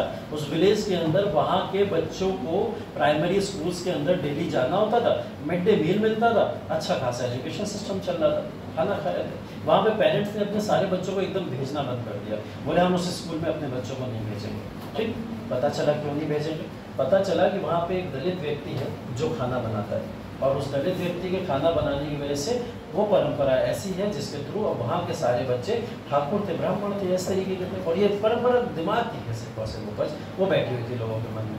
तो उन्होंने क्या करा, अपने बच्चों को भेजना बंद कर दिया, बोले हम नहीं भेजेंगे, किसी को नहीं भेजेंगे, क्योंकि वहाँ एक दलित खाना बनाते हैं और दलित के खाने को हम नहीं खाएंगे। अब एज अ डिस्ट्रिक्ट मजिस्ट्रेट आप क्या करोगे? बच्चों का एजुकेशन खराब हो रहा है, यहाँ समाज के अंदर एक बहुत बड़ी कुरीति है, उसे भी दूर करने की बात हो रही है, सारे पेरेंट्स पे प्रेशर भी नहीं डाल सकते, क्या करोगे क्या नहीं करोगे। तो वहाँ पे जो डिस्ट्रिक्ट मजिस्ट्रेट थे उन्होंने बहुत बड़ा एक एग्जाम्पल सेट किया और उन्होंने क्या बोला, बोले खुद के साथ में सारे पेरेंट्स को इकट्ठा किया, उन दलित महिला से खाना बनवाया और खाना बनवा के खुद खाया, खुद अकेले। और कौन थे? ब्राह्मण थे, ठीक है, और वहाँ पे खाया। तो उन्होंने ये मैसेज कन्वे किया, ये जो कुरीति बैठी हुई है आपके दिमाग के अंदर, ये गलत तरीके से बैठी, किसी के हाथ के बने खाने का इस तरीके से अगर आप कर रहे हो तो ये गलत धारणा आपके मन में बैठी। उन्होंने एक एग्जाम्पल के तौर पर सेट किया, सारे पेरेंट्स कन्विंस हुए, बोले ब्राह्मणों के जब ये खा सकते हैं और तो हम क्यों नहीं खा सकते? कौन से धर्म में हमारे मना किया गया, कहाँ इस चीज़ को लिखा गया है? तो ढूंढना शुरू किया, कहीं ऐसी चीज़ नहीं मिल रही है कुछ। तो फिर ये कुरीति मान्यता है तो लोगों ने डेवलप कर दी ना। अब ये बात अगर मैं आपको समझाऊंगा, एक एग्जाम्पल देके, क्या आप नहीं समझोगे? बिल्कुल समझोगे। समझाने वाले चाहिए और समझने वाला चाहिए। अगर ऐसे लोग दुनिया के अंदर आ जाएंगे तो ये समाज बहुत आसानी से सुधर सकता है। 100% क्राइम रेट 0 कर दो, ऐसा पॉसिबल है, इसकी कोशिश भी मत करना, कभी नहीं होगा। अपने एरिया के अंदर कभी भी डिस्ट्रिक्ट मजिस्ट्रेट बनो, अगर आपने 10% भी क्राइम रेट डाउन कर दिया तो आपने सबसे अच्छा काम देश के अंदर किया है ना। तो कोशिश वो करनी चाहिए जो प्रैक्टिकली पॉसिबल है, उसके ऊपर कोशिश करो, खुद अच्छे बनो और खुद अच्छे बन के अपने सामने वाले जितने कनेक्टेड लोग हैं उनको अच्छा करने की कोशिश करो। आप तो ये काम कर सकते हो ना, ये कह के बच तो नहीं सकते सर, सुनता कौन है, समझता ही कौन है हमारी बात? क्यों नहीं सुनेगा, क्यों नहीं समझेगा? आप अपनी बात रखो, आपको तो गिलानी नहीं होगी ना कम से कम कि मैंने इसके लिए क्या किया, मैंने कम से कम मैसेज तो कन्वे किया, मैंने दूसरे लोगों को गलत सही तो बताया। तो जब गलत सही आपने बता दिया, आपने अपना काम कर दिया। हो सकता किसी ना किसी के दिमाग में स्ट्राइक करेगी वो बात सर, और उससे एक बड़ा सिद्धांत तैयार हो सकता है कुछ ना, ठीक है। तो ये देखिए 24 तीर्थंकर नहीं याद करने सारे के सारे, जैसा पहले बताया। ये पहला वाला देख लो, ऋषभनाथ की बात कर रहे हैं, अजीतनाथ की बात कर रहे हैं, और कभी कभी संभवनाथ, बहुत इंपॉर्टेंट नहीं है लेकिन पूछ लिया जाता है। उसके बाद में पार्श्वनाथ और महावीर स्वामी, ठीक है, ये सब आते हैं। और इसमें भी जो पूछा जाता है इनका सिंबल, जैसे इनका बुल है, इनका एलिफेंट है, फिर हॉर्स है और उसके बाद में एक मंकी है, ठीक है। लेकिन इनको हमें 3 ही को याद करना है, बुल, एलिफेंट और हॉर्स को। नीचे चले जाओगे तो स्नेक दिखेगा और लॉयन दिखेगा। तो ये 5 आपको सिंबल याद करने, 5 आपको नाम याद करने। इसके अलावा जो भी आ जाए मत टेंशन लेना। ये वाला क्वेश्चन आया था शांतिनाथ वाला, ठीक है, ये क्वेश्चन आया था और पूछ लिया था इनका सिंबल क्या है, लिया, ठीक। अब ऐसे किस किस के सिंबल याद करो, ठीक है। ये तो बचपन वाली कहानी होगी, जानवरों के नाम याद करके आओ घर से 5, ठीक है, वैसे वाला हो गया ना। तो फिर जानवरों के नाम याद करते रहो ऐसे करके, कैसे कैसे, और फिर किसी के नाम के साथ में ऐड करना, ठीक है। तो ये बड़ा जो है सिंबल के तौर पर काफी कठिन हो जाएगा। इसलिए मैंने बोला कि शुरू के 2 और लास्ट, शुरू के 3 और लास्ट के अगर 2 भी अगर आप याद कर लेते हो तो ये सिंबल के तौर पर आपके लिए परफेक्ट है। इतना भी याद कर लोगे तो आपके लिए सही हो जाएगा, ठीक है। नोट करना चाहो तो इसको नोट कर लो, अगर है आपके पास तो बढ़िया बात है, ठीक। आगे चले, लांची को सब लिखना रहता है, सब लिखो, ये गलती। चलो देखो, तुम लोग ने जो शर्ट ली थी पहले मैंने सोचा वही पहन लिया, पहले मैंने सोचा ऐसा, फिर मैंने निकाली, फिर मैंने सोचा पहन लूँ, फिर मुझे लगा साइज छोटा है इसका, और उसका साइज छोटा है क्या, अब क्या करेगा? नहीं निकाला मैंने, कुछ नहीं निकाला, सब क्या कहता कहाँ से जो भी लिए थे मुझे, हाँ मुझे बता देना, मैं कर दूँगा कोशिश बता, वरना मैं आता पहन के, मुझे अच्छा लगता है मैं आज पहन के, ठीक है। देखिए उसके बाद में जैन बिलीव्स, कुछ और इनके बिलीव्स भी हैं जैन समुदाय के, उन बिलीव्स की भी चर्चा करते हैं। इन बिलीव्स के अंदर वही चीजें हैं सारी की सारी घूम फिर के आएंगी जो हम लोग बात कर रहे हैं पीछे, अहिंसा की बात कर रहे हैं, सत्य की बात कर रहे हैं, कर्मा की बात कर रहे हैं, वही सारे बिलीव्स इसके अंदर घूम फिर के आते हैं। तो अगर आपसे जैन के बिलीव्स पूछे जाए, जैन कौन सी विचारधारा के ऊपर फोकस करते थे, तो उन बिलीव्स के अंदर आप वही सारे सिद्धांत, मोक्ष, कर्मा, सत्य, अस्त्य, ये सारे सिद्धांत वहाँ पे लिख सकते हो, ठीक है। वो सारे सिद्धांत वहाँ पे मेंशन कर देते हैं। फिलहाल बहुत इंपॉर्टेंट चीज की तरफ चल रहे हैं हम लोग, यहाँ इनकी काउंसिल्स के ऊपर और सेक्ट ऑफ जैनिज्म की तरफ, ठीक है। अगर जैनिज्म के अंदर भी कुछ बंटवारे हुए, जैसे मैंने बोला हर धर्म में होते हैं, हर धर्म के अंदर हम लोग ने हर धर्म की बात कर ली है। अगर हिंदुज्म में देखा जाए तो शैविज्म, वैष्णविज्म, 2 बंटवारे यहाँ देखने को मिलते हैं। इस्लाम में देखा जाए तो शिया और सुन्नी, एक बड़े सेक्ट के तौर पर देखने को मिलते हैं। ऐसी बुद्धिज्म में अगर देखा जाए तो क्या देखा हमने, हीनयान और महायान, और ये जैनिज्म के अंदर हम आपको देखने को दिगंबर और श्वेतांबर दिख रहे हैं। हर धर्म के अंदर कोई ना कोई मतभेद क्रिएट हो जाता है, जिसके बाद उसमें विभाजन हो जाता है। ठीक है, तो ये सेक्ट जैनिज्म के अंदर भी बढ़ गए, और इनके जो स्टार्ट करने वाले लोग हैं उनके भी नाम सामने लिखे, जैसे दिगंबर को भद्रबाहु ने शुरू किया था और श्वेतांबर को इसने स्थूलभद्र ने शुरू किया था। तो इस तरीके के सिद्धांत हुए। इनकी काउंसिल्स देख लेते हैं। देखिए काउंसिल्स बहुत इंटरेस्टिंग है देखना, इसलिए क्योंकि जैन काउंसिल में आपको सिर्फ 2 काउंसिल दिखाई देंगे। कितने? 2 काउंसिल, 2 परिषदें सिर्फ और सिर्फ इनकी हुई हैं, और वो भी 2 परिषदों के बीच का टाइम गैप देखो जरा, एक 300 ईसा पूर्व है और एक 512 ईस्वी है। ठीक है, मतलब 512 साल उधर हटा दो और 300 साल उधर हटा दो, लगभग 800 साल के बाद में दूसरी काउंसिल हुई।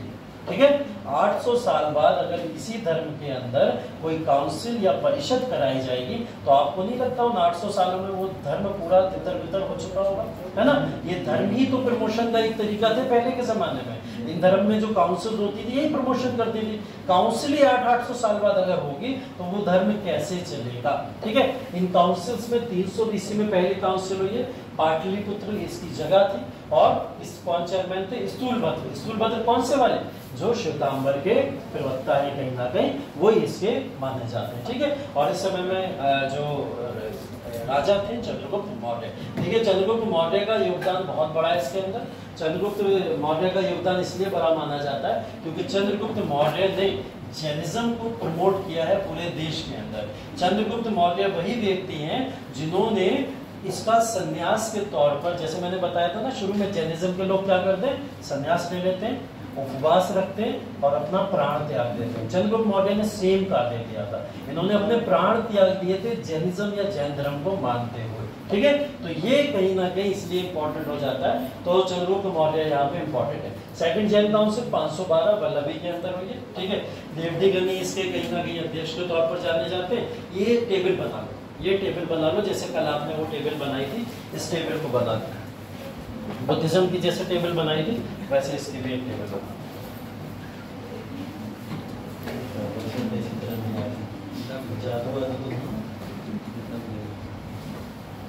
सही करा है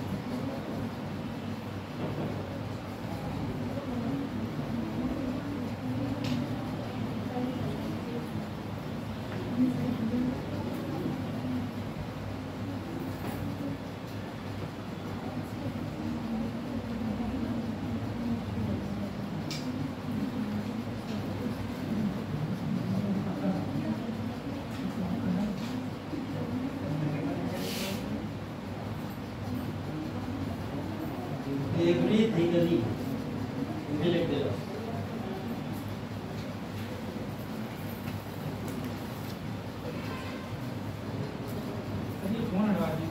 क्या बात है?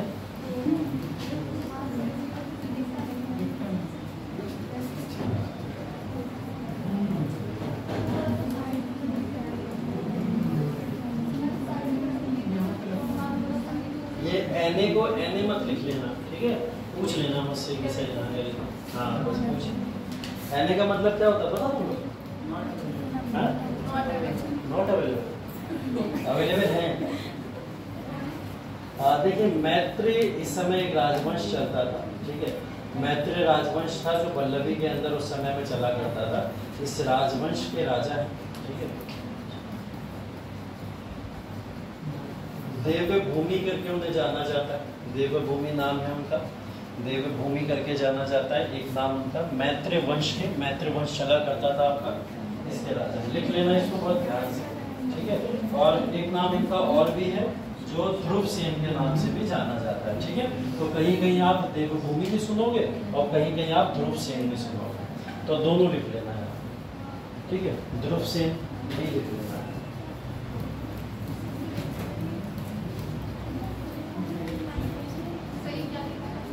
कहाँ पे? ऊपर नीचे, नीचे लिखा मैत्रेय राजवंश, उसके नीचे लिखा देवभूमि, मैत्रेय राजवंश देवभूमि, देवरीत गनी।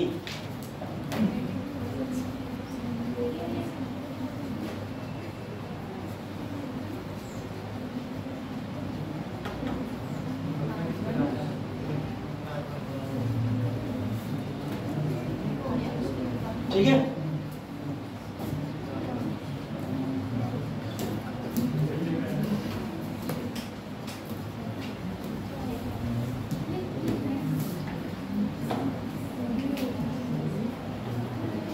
देखिए जो हम लोग सेक्ट की बात कर रहे हैं कि इनको भी 2 सेक्ट में डिवाइड किया गया है। क्या आ जाता है?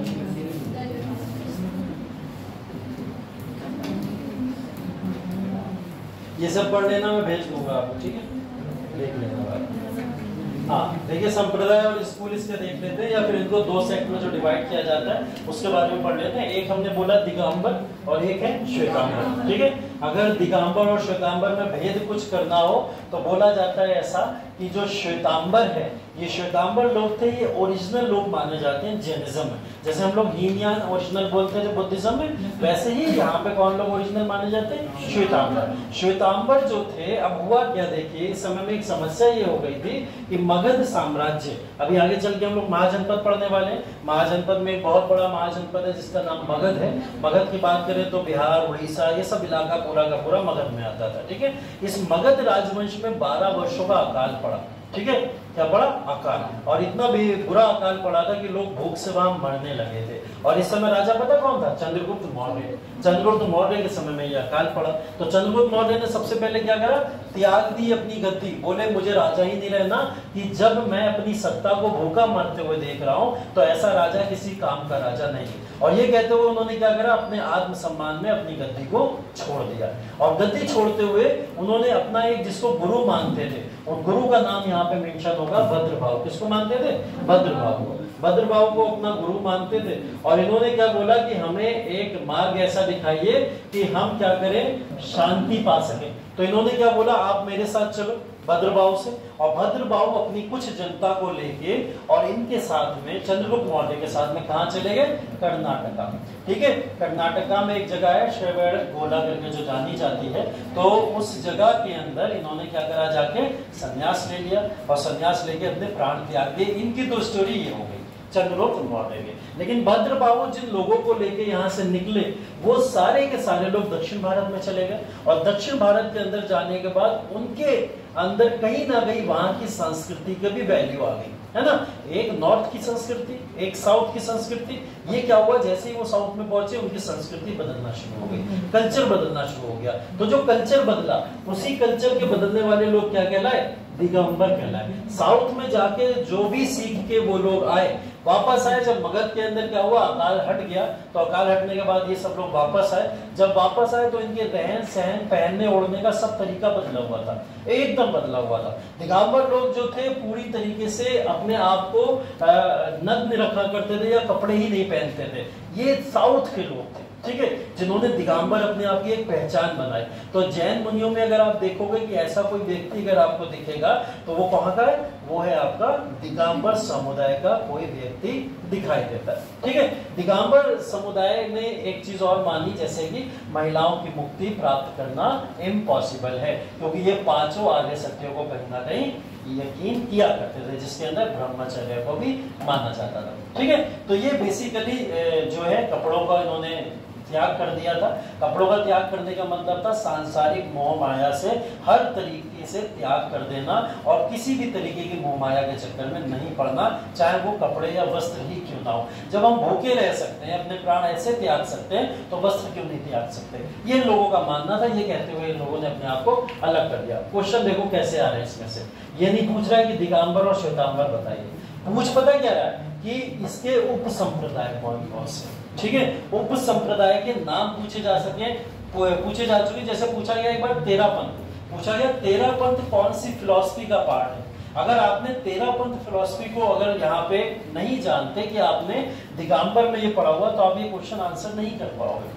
यहाँ पूछा गया क्वेश्चन कि 13 पंथ कौन से संप्रदाय से लेने देने वाला है। क्या ये बुद्धिस्ट है, क्या ये जैनिज्म वाला है, क्या ये हिंदू फिलॉसफी का कोई पार्ट है, या किसी अदर फिलॉसफी का कोई पार्ट है। तो अगर आपने यहाँ पे इसके उप संप्रदाय याद नहीं करे तो वहां होगी फिर दिक्कत। ठीक है, यहाँ श्वेतांबर दिगंबर से ज्यादा याद क्या करना है आपको, ये याद करना है कि इसके उप संप्रदाय कौन कौन से हैं। ठीक है, जैसे एक संप्रदाय 13 पंथ, एक 20 पंथ है, तारन पंथ है और समया पंथ। ठीक है, ये इसके उप संप्रदाय हैं। और उप संप्रदाय से भी कुछ छोटे समुदाय होते हैं, कुछ और संप्रदाय होते हैं, उनको बोला जाता है लघु उपसमूह। ठीक है, लघु उपसमूह मतलब इन संप्रदाय से भी फिर और संप्रदाय बंटना शुरू हो गए, उनमें भी डिवीजन होना शुरू हो गया। ऐसे संप्रदाय कौन कौन से हुए, ये गुमान पंथा और तोता पंथा, ये भी समुदाय के तौर पर अब जाने जाते हैं। आपसे इसमें कुछ नहीं पूछेगा कि ये बताइए तोता पंथा फिलॉसफी के अंदर क्या लिखा हुआ है, नहीं पूछेगा, कभी नहीं पूछेगा। इवन जैन धर्म जो फॉलो करते हैं कई लोगों को उन्हें नहीं पता होता है कि तोता पंथा फिलॉसफी कौन सी। ठीक है, लेकिन आपसे क्वेश्चन क्या पूछेगा कि ये तोता पंथा फिलॉसफी जो है कौन से सेक्ट या कौन से धर्म के अनुयायी के लोग मानते हैं। ठीक है, तो ये चीजें पूछ सकता है आपसे। तो ये थोड़ा फैक्चुअल है, याद करने की चीज है। इसी तरीके से श्वेतांबर है, श्वेतांबर को जो लीड कर रहे थे वो थे स्थूलभद्र। स्थूलभद्र कौन है, जिन्होंने पहली जैन काउंसिल की थी। अभी हम लोग ने देखा 312 बीसी में पहली जैन काउंसिल जिन्होंने की थी ये वही है। इन्होंने ये संप्रदाय को आगे बढ़ाया और ये कितनी भी कठिन समस्या आ गई अपनी जगह छोड़ के नहीं गए। बोले अकाल जरूर आ गया लेकिन महावीर स्वामी को छोड़ के हम यहाँ से नहीं जाएंगे। ठीक है, क्योंकि वो उनका बर्थ प्लेस है, वो उनका डेथ प्लेस है, सब कुछ वही हुआ, उसको छोड़ के ये लोग नहीं जाएंगे। तो स्थूलभद्र ओरिजिनल कहीं ना कहीं माने जाते हैं जैनिज्म को फॉलो करने वाले। ये लोग क्या करते हैं, सफेद वस्त्र पहनते हैं। ठीक है, कैसे वस्त्र पहनते हैं, सफेद वस्त्र।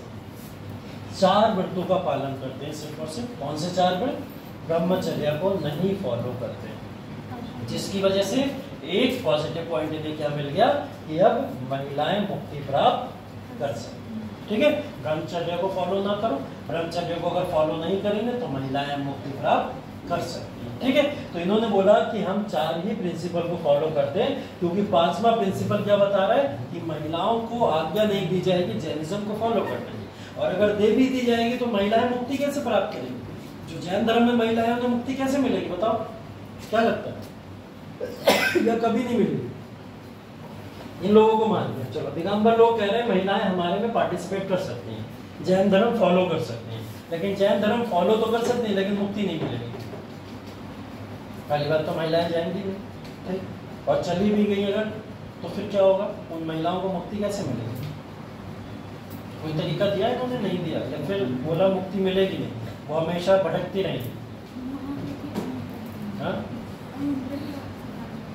क्या चीज, अनुव्रत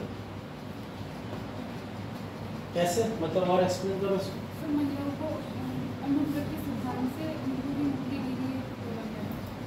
तो वो सिद्धांत क्या है, सिद्धांत क्या है, अनुव्रत का सिद्धांत क्या है, एक्सप्लेन करो थोड़ा। याद नहीं आ रहा, बस पता है अनुव्रत का सिद्धांत। और कोई लॉजिकल रीजनिंग लगा सकते हो कोई ना कोई, महिलाओं को मुक्ति कैसे मिलेगी। अगर महिलाएं जैन धर्म फॉलो करती हैं तो ऐसा तो नहीं है कि महिलाएं भाई मुक्ति ही नहीं प्राप्त कर सकती, महिलाओं को मुक्ति ही नहीं मिलेगी तो क्यों किसी धर्म को मानने लगे, क्यों मानेंगे उस धर्म को। लेकिन फिर भी महिलाओं ने इस धर्म को माना, दिगंबर को फिलॉसफी को फॉलो की, और महिलाएं भी इसका पार्टिसिपेशन करते चली गई। ऐसा क्यों कि महिलाओं को मुक्ति नहीं मिलेगी, वो तो चलो पता चल गया ब्रह्मचर्य वाला सिद्धांत है यहाँ पे, वो महिलाएं अगर फॉलो नहीं करेंगी, कर नहीं सकती, इस वजह से मुक्ति नहीं मिलेगी। लेकिन मुक्ति नहीं मिल रही है फिर भी धर्म को फॉलो कर रही है, ऐसा कौन हो सकता है।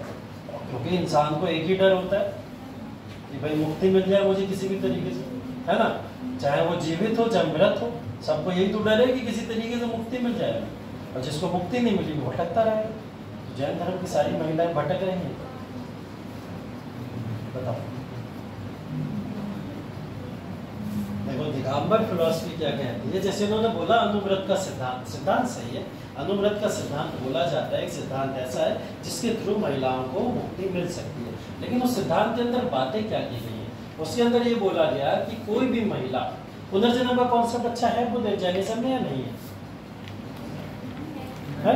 पुनर्जन्म का कॉन्सेप्ट है, बिल्कुल है, पुनर्जन्म का कॉन्सेप्ट बिल्कुल है। पुनर्जन्म का कॉन्सेप्ट या रीबर्थ का कॉन्सेप्ट जैनिज्म के अंदर परमिट किया गया, ठीक है। और रीबर्थ के कॉन्सेप्ट के अंतर्गत बोला गया महिलाएं तो मुक्ति प्राप्त नहीं कर सकती, लेकिन पुरुष तो कर सकते हैं। महिलाओं को अगले जन्म में पुरुष बन के पैदा होना होगा, ठीक है, तब जाके वो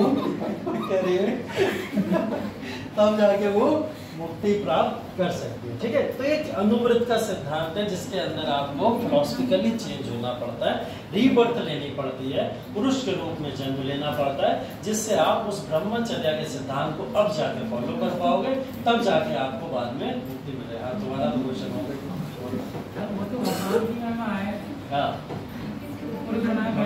हाँ बिल्कुल बिल्कुल, वो है, वो महिला या पुरुष के हाथ में थोड़ी है। लेकिन जैनिज्म का मानना सिद्धांत ये है कि महिलाएं अगर जैनिज्म की फिलॉसफी को अच्छे तरीके से फॉलो करती हैं तो उनको अगला जन्म पुरुष का मिलेगा, जिसकी वजह से उनको बाद में मुक्ति प्राप्त हो जाएगी, ठीक है। ये वाला मानना होता है, ठीक। तो जैनिज्म के अंदर कुछ फिलोसफिकल चीजें ऐसी हैं जो थोड़ा बहुत अनुचित भी लगती हैं और क्वेश्चन मार्क भी लगते हैं, है ना। इसकी वजह से ही आपने शंकराचार्य का नाम सुना?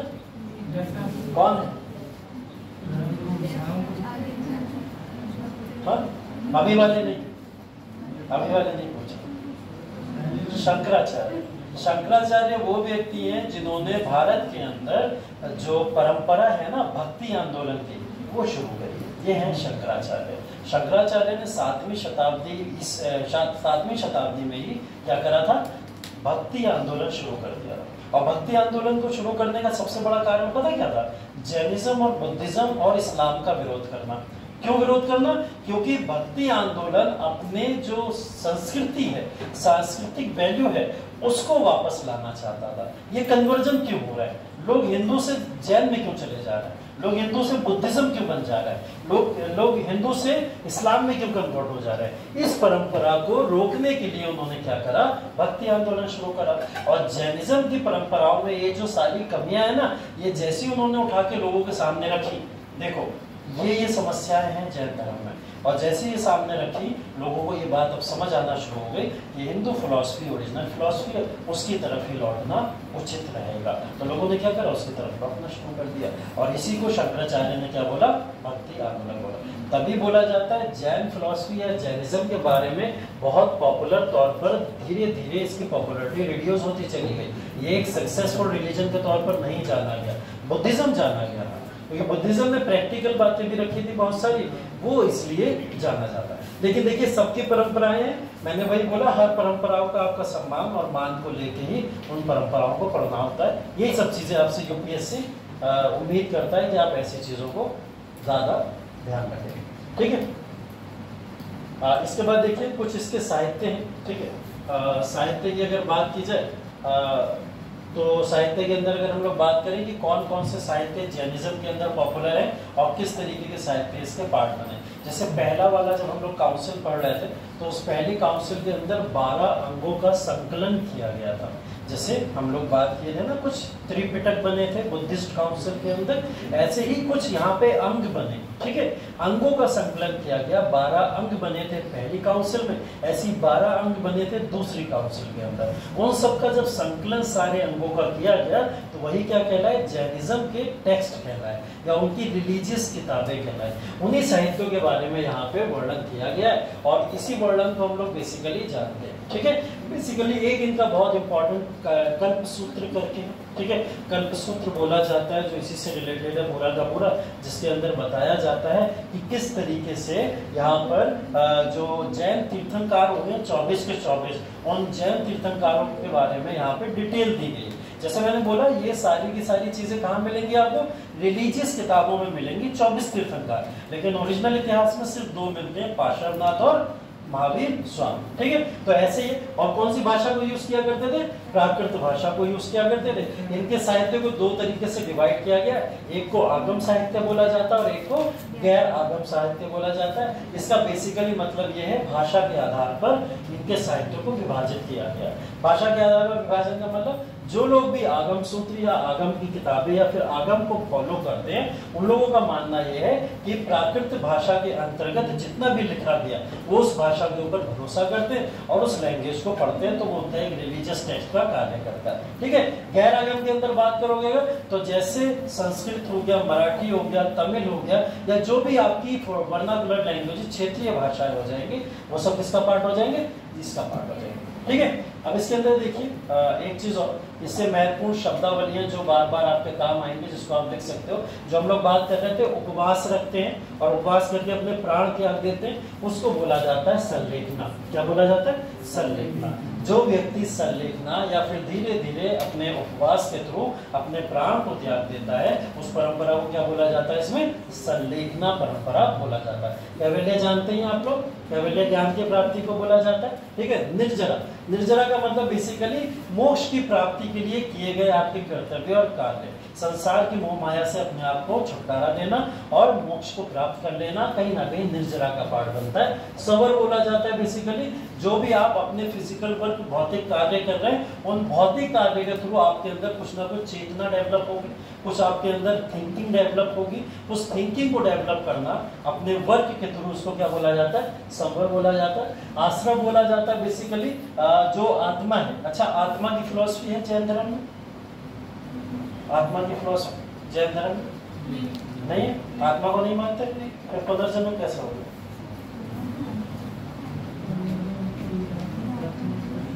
आत्मा की फिलॉसफी तो मान नहीं रहे, पुनर्जन्म कैसे होगा? मैंने बोला कि अनुवर्त का सिद्धांत बोल रहा है महिला से पहले पुरुष बन जाओ और पुरुष बन के फिर आपको हम दे देते हैं। तो आत्मा की फिलॉसफी ठीक यहाँ लिखा भी है, आत्मा में कर्मों का प्रभाव और जीवन में हर क्षण होता है। तो आत्मा को मानते हैं या नहीं मानते? मानते हैं। और कोई आगे वाले बोल रहे मानते हैं?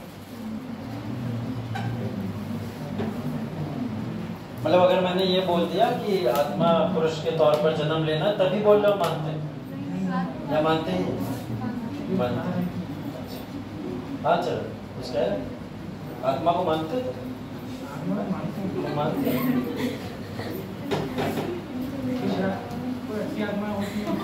अच्छी आत्मा नहीं चुड़ैल होगी फिर वो।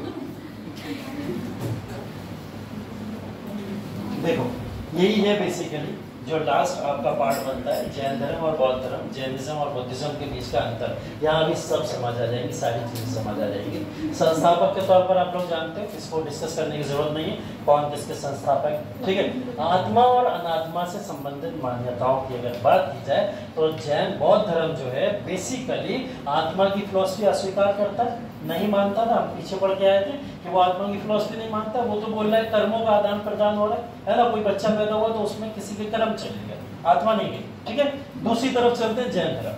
जैन धर्म आत्मा में विश्वास करता है।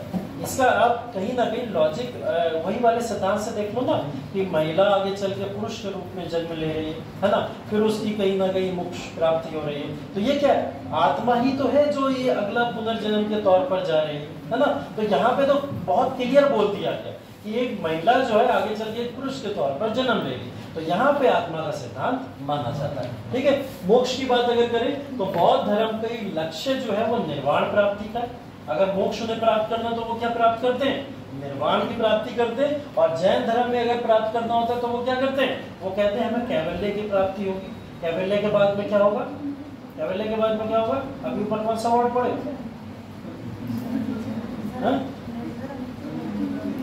कैवल्य की प्राप्ति के बाद में कोई व्यक्ति क्या करता है, अगला प्रोसेस संलग्न। अगर किसी ने कैवल्य की प्राप्ति कर ली वो अगला प्रोसेस क्या करेगा, मोक्ष की प्राप्ति के लिए संलेखना करेगा।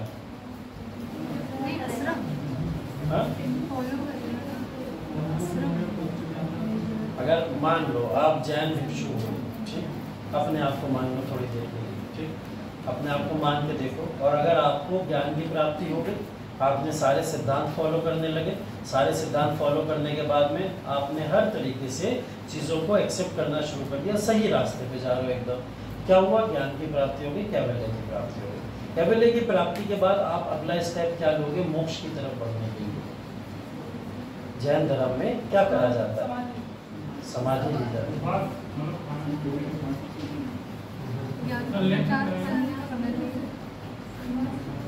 उपवास तो किया जाएगा, ठीक है, उपवास के बाद में समाधि भी ली जाएगी, लेकिन उससे भी पहले कुछ है, ज्ञान तो फैलाना भी है। अपना ज्ञान लेके भाग मत जाना, अपने अपना लेके भाग। क्या हो सकता है ऐसा कि अगर उसने ज्ञान की प्राप्ति कर ली तो वो मोक्ष की तरफ बढ़ना चाह रहा है कोई व्यक्ति, तो वो अगला कार्य क्या करेगा, ब्रह्मचर्य का पालन करेगा। अगर दिगंबर हुआ तो तब तो नहीं कर सकता, श्वेतांबर हुआ तब ठीक है, एकदम सही बात है। और ब्रह्मचर्य का पालन तो पहला ही स्टेप है, अगर आपको ज्ञान की प्राप्ति ही नहीं होगी जब तक आप ब्रह्मचर्य का पालन नहीं करोगे, ये तो बोल रहे हैं जैन धर्म वाले। हाँ,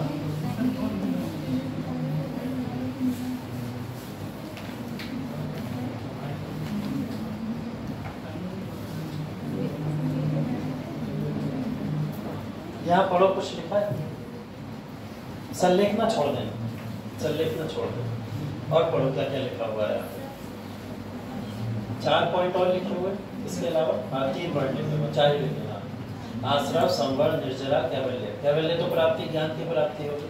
कैवल्य की प्राप्ति के बाद अगर कोई व्यक्ति अगला स्टेप लेगा तो वो स्टेप क्या हो सकता है, ये पढ़ो ध्यान से। आश्रव में क्या लिखा हुआ है, आत्मा में कर्मों का प्रभाव जो जीवन में हर क्षण होता है।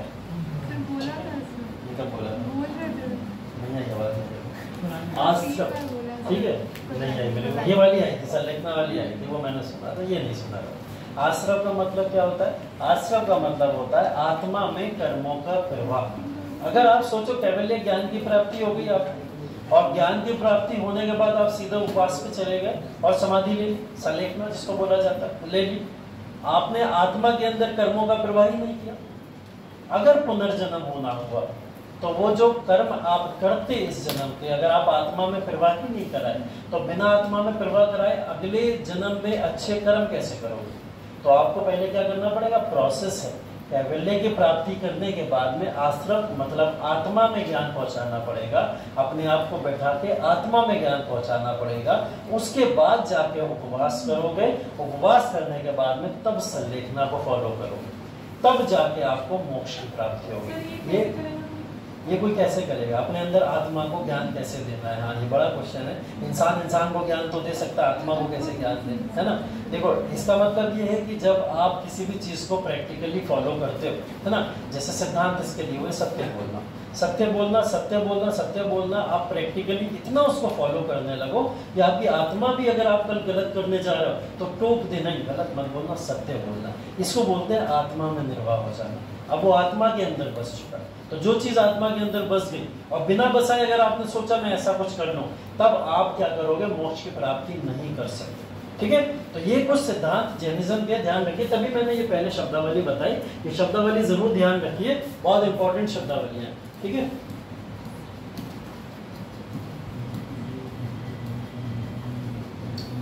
ठीक है, इसके बाद मोक्ष हो गया। मोक्ष के बाद में ईश्वर की अवधारणा की बात करें, बौद्ध धर्म की अगर बात करें अनीश्वरवादी है, पहले हमने बात करी थी, ईश्वर को नहीं मानता, ईश्वर को तो एकदम सिरे से खारिज कर देता। जैन धर्म की बात करें, है ये लोग भी अनीश्वरवादी, लेकिन थोड़ा बहुत ईश्वर को मानते हैं, और वो थोड़ा बहुत ईश्वर इनके लिए कौन है, मानव। ठीक है, ये नहीं कहते कि ईश्वर है नहीं, ये क्या बोलते हैं, ईश्वर है, लेकिन वो कौन है, वो आप और हम में से ही वो व्यक्ति है जो कहीं ना कहीं मोक्ष की प्राप्ति कर लेता है। ठीक है, वो ईश्वर का एक रूप नहीं है, प्रारूप नहीं है, हर एक मानव के अंदर ईश्वर है। तो अनीश्वरवादी के तौर पर आप कह सकते हो, लेकिन जैन धर्म ईश्वर को कहीं ना कहीं थोड़ा मानता है। नैतिक सिद्धांतों में आप वही सब लिख सकते हो कि बौद्ध धर्म 4 आर्य सत्य या अष्टांगिक मार्ग को फॉलो करता था, जो कल हम लोग पढ़ लिए थे। यहाँ हम लोग इनके 5 प्रिंसिपल जो ब्रह्मचर्य तक के हमने पढ़े, और साथ ही साथ में KFC वाला प्रिंसिपल भी यहाँ पे लाके लिख सकते हो। ठीक है, और उन सारी चीजों को आप यहाँ पे मेंशन कर सकते हो, इस तरीके की चीजों को ये मानते हैं। कॉमन क्या क्या है ये चीज़ भी देख लो, ठीक है, या कौन कौन सी चीज़ डिफर करती है, एक बार रिवाइज कर लो। जैन धर्म ने ईश्वर के अस्तित्व को मान्यता दी। अगर ईश्वर के अस्तित्व की बात करें तो ये मानव को ही ईश्वर मानते हैं। ईश्वर इनके लिए वो नहीं है कि जिसने यूनिवर्स बनाया, जिसने नेचर को बनाया, वो ईश्वर नहीं। ईश्वर इनके लिए कौन है? मानव है, ध्यान रखना। जबकि बौद्ध धर्म इसको सिरे से खारिज कर देता है। जैन धर्म वर्ण व्यवस्था की निंदा नहीं करता। जैन धर्म वर्णा सिस्टम की निंदा नहीं करता। इसने शुरुआत में की निंदा, और शुरुआत करने के बाद जब निंदा करना शुरू कर दी तो धीरे धीरे क्रिटिसिज्म होना शुरू हो गया कि तुम तो बुद्धिज्म को फॉलो कर रहे हो, जो बुद्धिज्म कह रहा है सब जैनिज्म कह रहा है, तो फिर दोनों में डिफरेंस क्या? तो इन्होंने क्या करा, अपने आप ही सेक्ट बना लिया और उन सेक्ट में भी विभाजन कर दिया, ये ऊंचा ये नीचा, ये ऊंचा ये नीचा। तो इनके थ्रू क्या माना गया कि जैन धर्म वर्ण व्यवस्था की निंदा नहीं करता। तो जब नहीं करता तो हिंदू धर्म से अलग ही क्यों हुए? इसलिए जाके वापस वहीं जोड़ गए, ठीक है। उसके बाद में बौद्ध धर्म आप देखते हो साफ तौर पर वर्णा सिस्टम की निंदा करता हुआ पाया गया, ठीक है। जैन धर्म आत्मा के पुनर्जन्म में विश्वास करता है, अभी देखा हम लोगों ने, और बौद्ध धर्म इसमें विश्वास नहीं करता किसी भी तरीके से, ठीक है। बुद्ध ने मध्यम मार्ग निर्धारित किया। ये मध्यम मार्ग क्या है? ये मध्यम मार्ग है, ये वो अष्टांगिक मार्ग है जिसकी बात कल कर रहे थे हम लोग। वो 8 रास्ते जिससे दुख को दूर किया जा सकता है। और दुख दूर करने का मतलब क्या होता है? मोक्ष की प्राप्ति। दुख ही तो दूर करना है। अगर मोक्ष की प्राप्ति होगी, दुख दूर हो गया। तो वो चीज यहाँ पे क्या करी गई है? बुद्ध ने मध्यम मार्ग निर्धारित किया था। और जैन धर्म के अंदर क्या बोला गया है? इन्होंने अपने अनुयायियों को बोला था कि जीवन को पूरी तरीके से त्याग दो, ठीक है। मैंने बोला ना बहुत टफ है, स्ट्रिक्ट है जैन धर्म। जैन धर्म इतना स्ट्रिक्ट है कि आपको बोलता है पूरी तरीके से न्यौछावर कर दो। बल्कि बौद्ध धर्म क्या कहता है? बीच का रास्ता निकाल दो, अपने आप को इतना कष्ट देने की जरूरत नहीं, ठीक है। तो वो लोग क्या करते हैं? बीच का रास्ता। बुद्धिज्म में महीने के 2 से 3 व्रत होते हैं मैक्सिमम, 2 से 3 व्रत बुद्धिज्म में। जैनिज्म में हर हफ्ते 4 व्रत होते हैं। कितने? 4 हर हफ्ते। तो जो लोग जैनिज्म को एक्चुअल फॉलो करते हैं उन्होंने सोचो उनका क्या होता होगा, तो वो कहीं ना कहीं इतना स्ट्रिक्ट हो जाता है ना। तो इस स्ट्रिक्टनेस की वजह से प्रॉब्लम आई जैनिज्म के अंदर, जिसकी वजह से ये सब चीजें देखने को मिलती है, ठीक है। समानता ये सब चीजें हो गई, ठीक है। यही तक हाँ हाँ हाँ जैनिज्म को हाँ मान देखो, जैनिज्म और बुद्धिज्म दोनों फिलॉसफी जो हैं वो आपकी इंडिया ही नहीं एशियन कॉन्टिनेंट में बहुत पॉपुलर है, ठीक है। जैनिज्म अभी भी है, कंबोडिया में भी है, श्रीलंका में भी है, इवन अगर आप देखोगे तो नेपाल में भी है। लेकिन वहाँ पे बुद्धिज्म का कॉन्सेप्ट काफी तेजी से फैला और बुद्धिज्म प्रमोट बहुत हुआ, ठीक है। अगर जैनिज्म में पूछूं जैन धर्म को फॉलो करने वाले कोई राजा, तो आप क्या बताओगे? चंद्रगुप्त मौर्य का नाम बताओगे, ठीक है। चंद्रगुप्त मौर्य उसको फॉलो करते थे और चंद्रगुप्त मौर्य ने फॉलो करने के लिए खुद की समाधि तक दे दी उसका प्रमोशन करने के लिए, ठीक है। तो वो प्रमोशन के तौर पर खुद की समाधि के तौर पर भी जाना जाता है। ऐसे बुद्धिज्म में अगर प्रमोट करने के लिए जाना जाए तो अशोका, ठीक है। कल हम लोग बात नहीं कर पाए अशोका के बारे में, तो ग्रेट अशोका बोला जाता है, महान अशोक बोला जाता है जिनको, वो अशोका ने बौद्ध धर्म फॉलो करना जब शुरू किया था तभी वो महान बने थे। उससे पहले ग्रेट या महान जैसी कोई फिलॉसफी थी ही नहीं, ठीक है। तो ग्रेट या महान कब बने वो? जब उन्होंने इन फिलॉसफी को फॉलो करना शुरू किया। कलिंग वॉर को अभी महाजनपद पढ़ेंगे, मगध पढ़ेंगे, मगध के बाद में मौर्य एम्पायर पढ़ेंगे, तब हम लोग वहां पे पढ़ेंगे कि ये ग्रेट कैसे बने और बुद्धिज्म को इन्होंने कैसे प्रमोट किया, ठीक है। क्वेश्चन लिखो। हाँ कहना आ गई है वापस, अब क्वेश्चन लिखा है।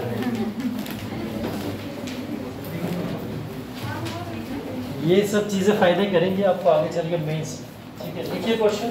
भारत में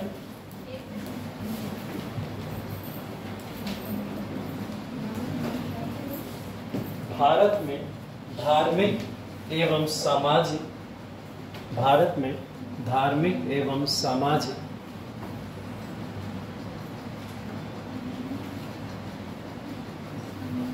बदलाव, भारत में धार्मिक एवं सामाजिक बदलाव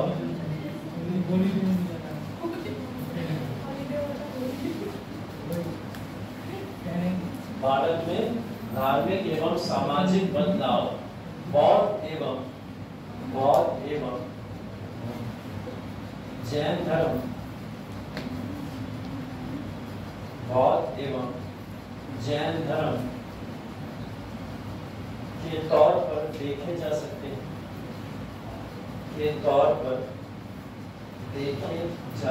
हैं,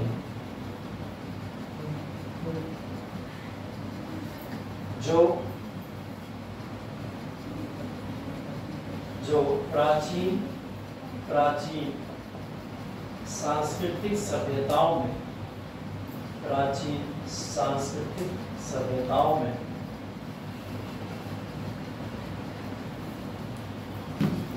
सुधार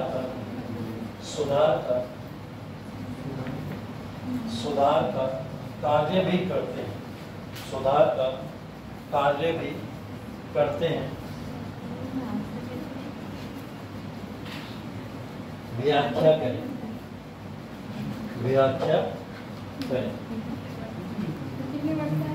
250 वर्ड्स 250 शब्द श्वेतांबर वाले, ठीक है। स्थूलभद्र जिसके गुरु थे उन्होंने ही ओरिजिनल के तौर पर जाना जाता है, ठीक है। जा रुको सबर करो थोड़ा सा। देखिए बुद्धिज्म जैनिज्म दोनों लगभग खत्म हो चुके हैं। इसमें आपको ये बात समझ आ गई होगी बहुत अच्छे से कि बुद्धिज्म ज्यादा इंपॉर्टेंट है एज कम्पेयर टू जैनिज्म, ठीक है। तो बुद्धिज्म के बारे में क्वेश्चन ज्यादा आते हैं। अगर 3 क्वेश्चन आ रहे हैं तो 2 क्वेश्चन बुद्धिज्म के होंगे, 1 जैनिज्म का होगा, अगर ऐसा आता है एन एवरेज। और 1 क्वेश्चन जो आएगा वो इसमें से मिल जाएगा आपको, ठीक है। अब जाके प्रीवियस ईयर क्वेश्चन जरूर लगा लेना, ध्यान से लगा लेना। दोनों धर्म खत्म हो चुके हैं, बुद्धिज्म जैनिज्म के प्रीवियस ईयर क्वेश्चन। जो लोग पीसीएस देना चाहते हो वो पीसीएस के प्रीवियस ईयर लगा लेना, जो लोग आईएएस देना चाहते हो वो लोग आईएएस के प्रीवियस ईयर लगा लेना। इन क्वेश्चंस को 10-10 साल के क्वेश्चन जरूर लगा लेना। अगर 10 साल के क्वेश्चन लगा लोगे तब जाके बुद्धिज्म जैनिज्म फाइनली खत्म हो पाएगा। अगर मेरे पास समय रहता क्लास में तो मैं आपको नो डाउट करा देता, ठीक है, लेकिन टॉपिक ही खत्म करने में समय चला जाता है तो इसलिए नहीं कराए जा सकते। तो ये आप लोग की पर्सनल ड्यूटीज है कि आप लोग पूरे के पूरे टॉपिक को ध्यान से कवर करते हैं तो उसके प्रीवियस ईयर भी जरूर लगा लिया करें। मेंस की आंसर राइटिंग भी बहुत जरूरी है। कौन कौन पीसीएस दे रहा है इस बार? ये वाला 27 2 3 और बस 4 डालना है। कोई शो नहीं डाला है, देना है, जो भी है दे रहा हूँ, बताओ कोई शो।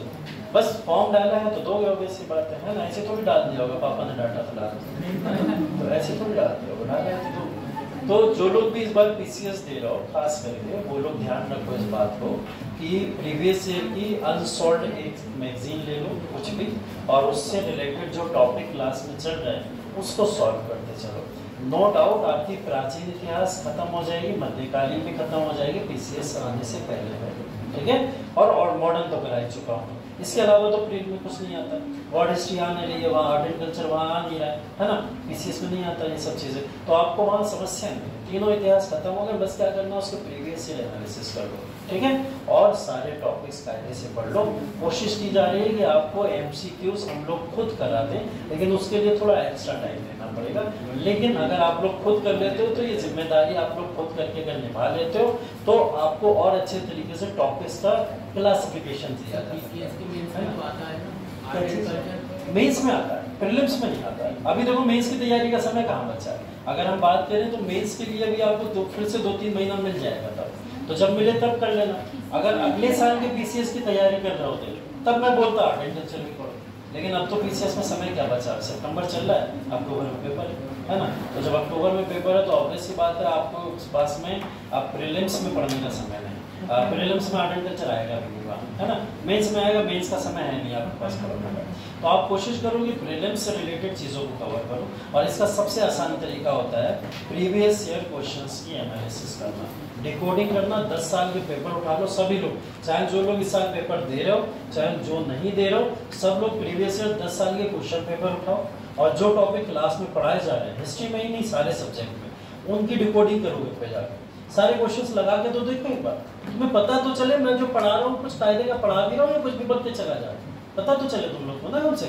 कम से कम अपना भी आकलन कर लोगे उस बहाने, मेरा भी आकलन कर लोगे उस बहाने कि सर आप जो पढ़ा रहे हो वो क्वेश्चन आ भी रहे हैं, इसके अंदर एग्जाम के अंदर भी आ रहे हैं, और उससे तुम्ही लोग का फायदा है क्योंकि तुम लोग की मजबूती होगी टॉपिक के ऊपर। और टॉपिक जितना क्लास के अंदर टॉपिक स्पष्ट होता है उतना ही प्रीवियस ईयर क्वेश्चन एनालिसिस करने से हो जाता है। आप प्रीवियस ईयर क्वेश्चन एनालिसिस अगर ऐसे ही करने बैठ गए बिना पढ़े तब कोई मतलब नहीं, कोई मतलब नहीं उसका। लेकिन अब टॉपिक पढ़ लिया ना, बुद्धिज्म पढ़ लिया, जैनिज्म पढ़ लिया, उससे पहले वैदिक सभ्यता पढ़ चुके होंगे, प्री हिस्टोरिक एरा पूरा ही पढ़ा के गया था मैं आप लोगों को, सिंधु घाटी सभ्यता पूरी पढ़ा रखी थी मैंने। ये सब लगाओ ना क्वेश्चन बैठ के, इन सारे क्वेश्चंस को जब लगाओगे तब आपको पता चलेगा क्वेश्चन कहाँ से आ रहा है। और ये भी बात ध्यान रखो, मॉडर्न से ज़्यादा प्राचीन मध्यकालीन पूछ रहा है अब रिसेंट टाइम में, मॉडर्न से ज़्यादा पूछ रहा है। तो इसलिए बहुत ज़रूरी है कि इनके ऊपर फोकस करना और इन चीज़ों को बहुत ध्यान से कवर करना, ठीक है। तो बहुत ध्यान से सब चीज़ों को कवर करो बस। Thank you so much. बाकी सुबह के लिए भी थैंक यू सो मच, जो भी आप लोग ने किया उसके लिए भी बहुत बहुत धन्यवाद। सब लोगों की मेहनत देखी अच्छे से, ठीक है। और आज पहली बार एक नया चेहरा भी देखा, इनको मैं जानता हूँ, पहले से जानता हूँ, ठीक है। और जो है आप सबका सहयोग जो था अच्छा था, बढ़िया था, मज़ा आया इसके साथ में। बस ये है इन सब चीज़ों के साथ में एक चीज़ और साथ में पहले लेके चलो, वो चीज़ ये है कि अपनी पढ़ाई के साथ कोई कॉम्प्रोमाइज़ नहीं करो, ठीक है। आप एक नाम जानते हो बहुत अच्छे से, सर्वपल्ली राधाकृष्णन, जिनकी वजह से हम आज का दिन सेलिब्रेट कर रहे हैं, ठीक है। 1954 के अंदर भारत रत्न लेने वाले व्यक्ति, क्यों लिया था भारत रत्न? सिर्फ एजुकेशन के बल पर, शिक्षा के बल पर, सिर्फ और सिर्फ शिक्षा के बल पर, अपने एजुकेशन या शिक्षा के बल के ऊपर उन्होंने भारत रत्न लिया है। ऐसे व्यक्ति के दौर पे जब हम आज का दिन सेलिब्रेट करते हैं तो आप इस बात को समझ सकते हो भारत में शिक्षा का कितना महत्व है, या भारत के बाहर भी अगर आप जाओगे तो शिक्षा का कितना महत्व है। तो शिक्षा का दामन जरूर पकड़े रहना। वो शिक्षा ही है जो आपको हर तरीके से, हर संभव तरीके से आने वाले समय में आपको कामयाब बना के ही छोड़ेगी। कुछ नहीं करोगे अगर जीवन के अंदर, तो वो शिक्षा एक ऐसा हथियार बनेगी कि आपको लाइफ में बहुत आगे ले जाएगी, बहुत आगे ले जाएगी। कुछ भी करो लाइफ में, लेकिन शिक्षा जरूर ग्रहण करो। और शिक्षा ग्रहण करने का मतलब है थोड़ा शौक अपने अंदर जगाओ। जो कार्य कर रहे हो उसको तो अच्छे से कर लो, वरना जिंदगी तो जीने के लिए है, कटी जाती है। बोला जाता है ना, आए हो तो चले ही जाओगे दुनिया से, एक दिन कट के खत्म हो जाना, सब समाप्त हो जाना है ना। तो बोला भी जाता है ना, एक दिन मर जाएंगे सब, अपनी अपनी मौत, है ना। तो सब मर जाए, ठीक, अपनी अपनी मौत मरेगा, तुम्हें तो कोई मारेगा, चलो ठीक है। तो तुम्हें कोई मारेगा, तुम अपनी मौत ही नहीं मरोगे, मुझे पता है। तुम्हारी हरकतें ऐसी हैं, कहीं मैं ही ना मार दूँ, ठीक है। तो जो है बेसिकली जो ये पूरा का पूरा प्रोसेस है, इसी के ऊपर डिपेंडेंट है कि आप शिक्षा ग्रहण करो। और आज का दिन पूरा का पूरा शिक्षा पे ही न्यौछावर होता है। टीचर्स का मतलब, टीचर्स डे सेलिब्रेट करने का मतलब कुछ नहीं है।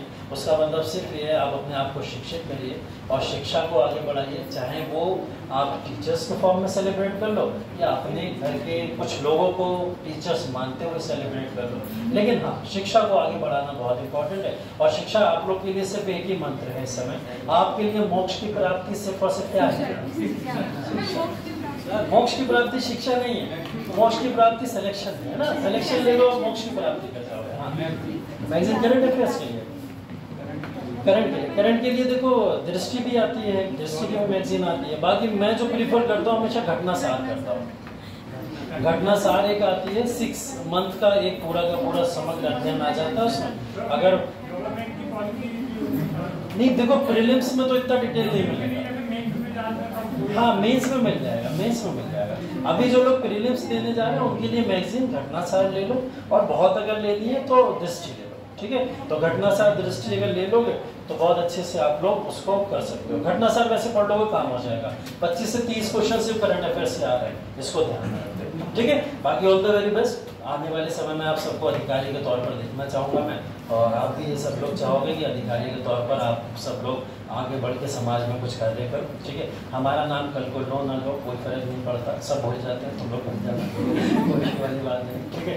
टीचर्स को कोई याद नहीं रखता, लेकिन शिक्षा जो होती है बेसिकली वो एक ऐसी चीज़ होती है जो आपके काम हमेशा आने वाली है। तो यहाँ खड़े होकर मैं कोशिश हमेशा यही करता हूँ कि आपको वही चीज़ दे सकूँ जो आपके काम की, आपके एग्जाम पॉइंट ऑफ व्यू से काम की है। तो उन चीज़ों को लेके यहाँ से जाओ और आगे चल के उसी के आधार पर अगर सिलेक्शन ले लोगे तो हमें अच्छा लगेगा, है ना। बाकी ऑल द वेरी बेस्ट, सब जल्दी जल्दी अधिकारी बनो। Thank you so much.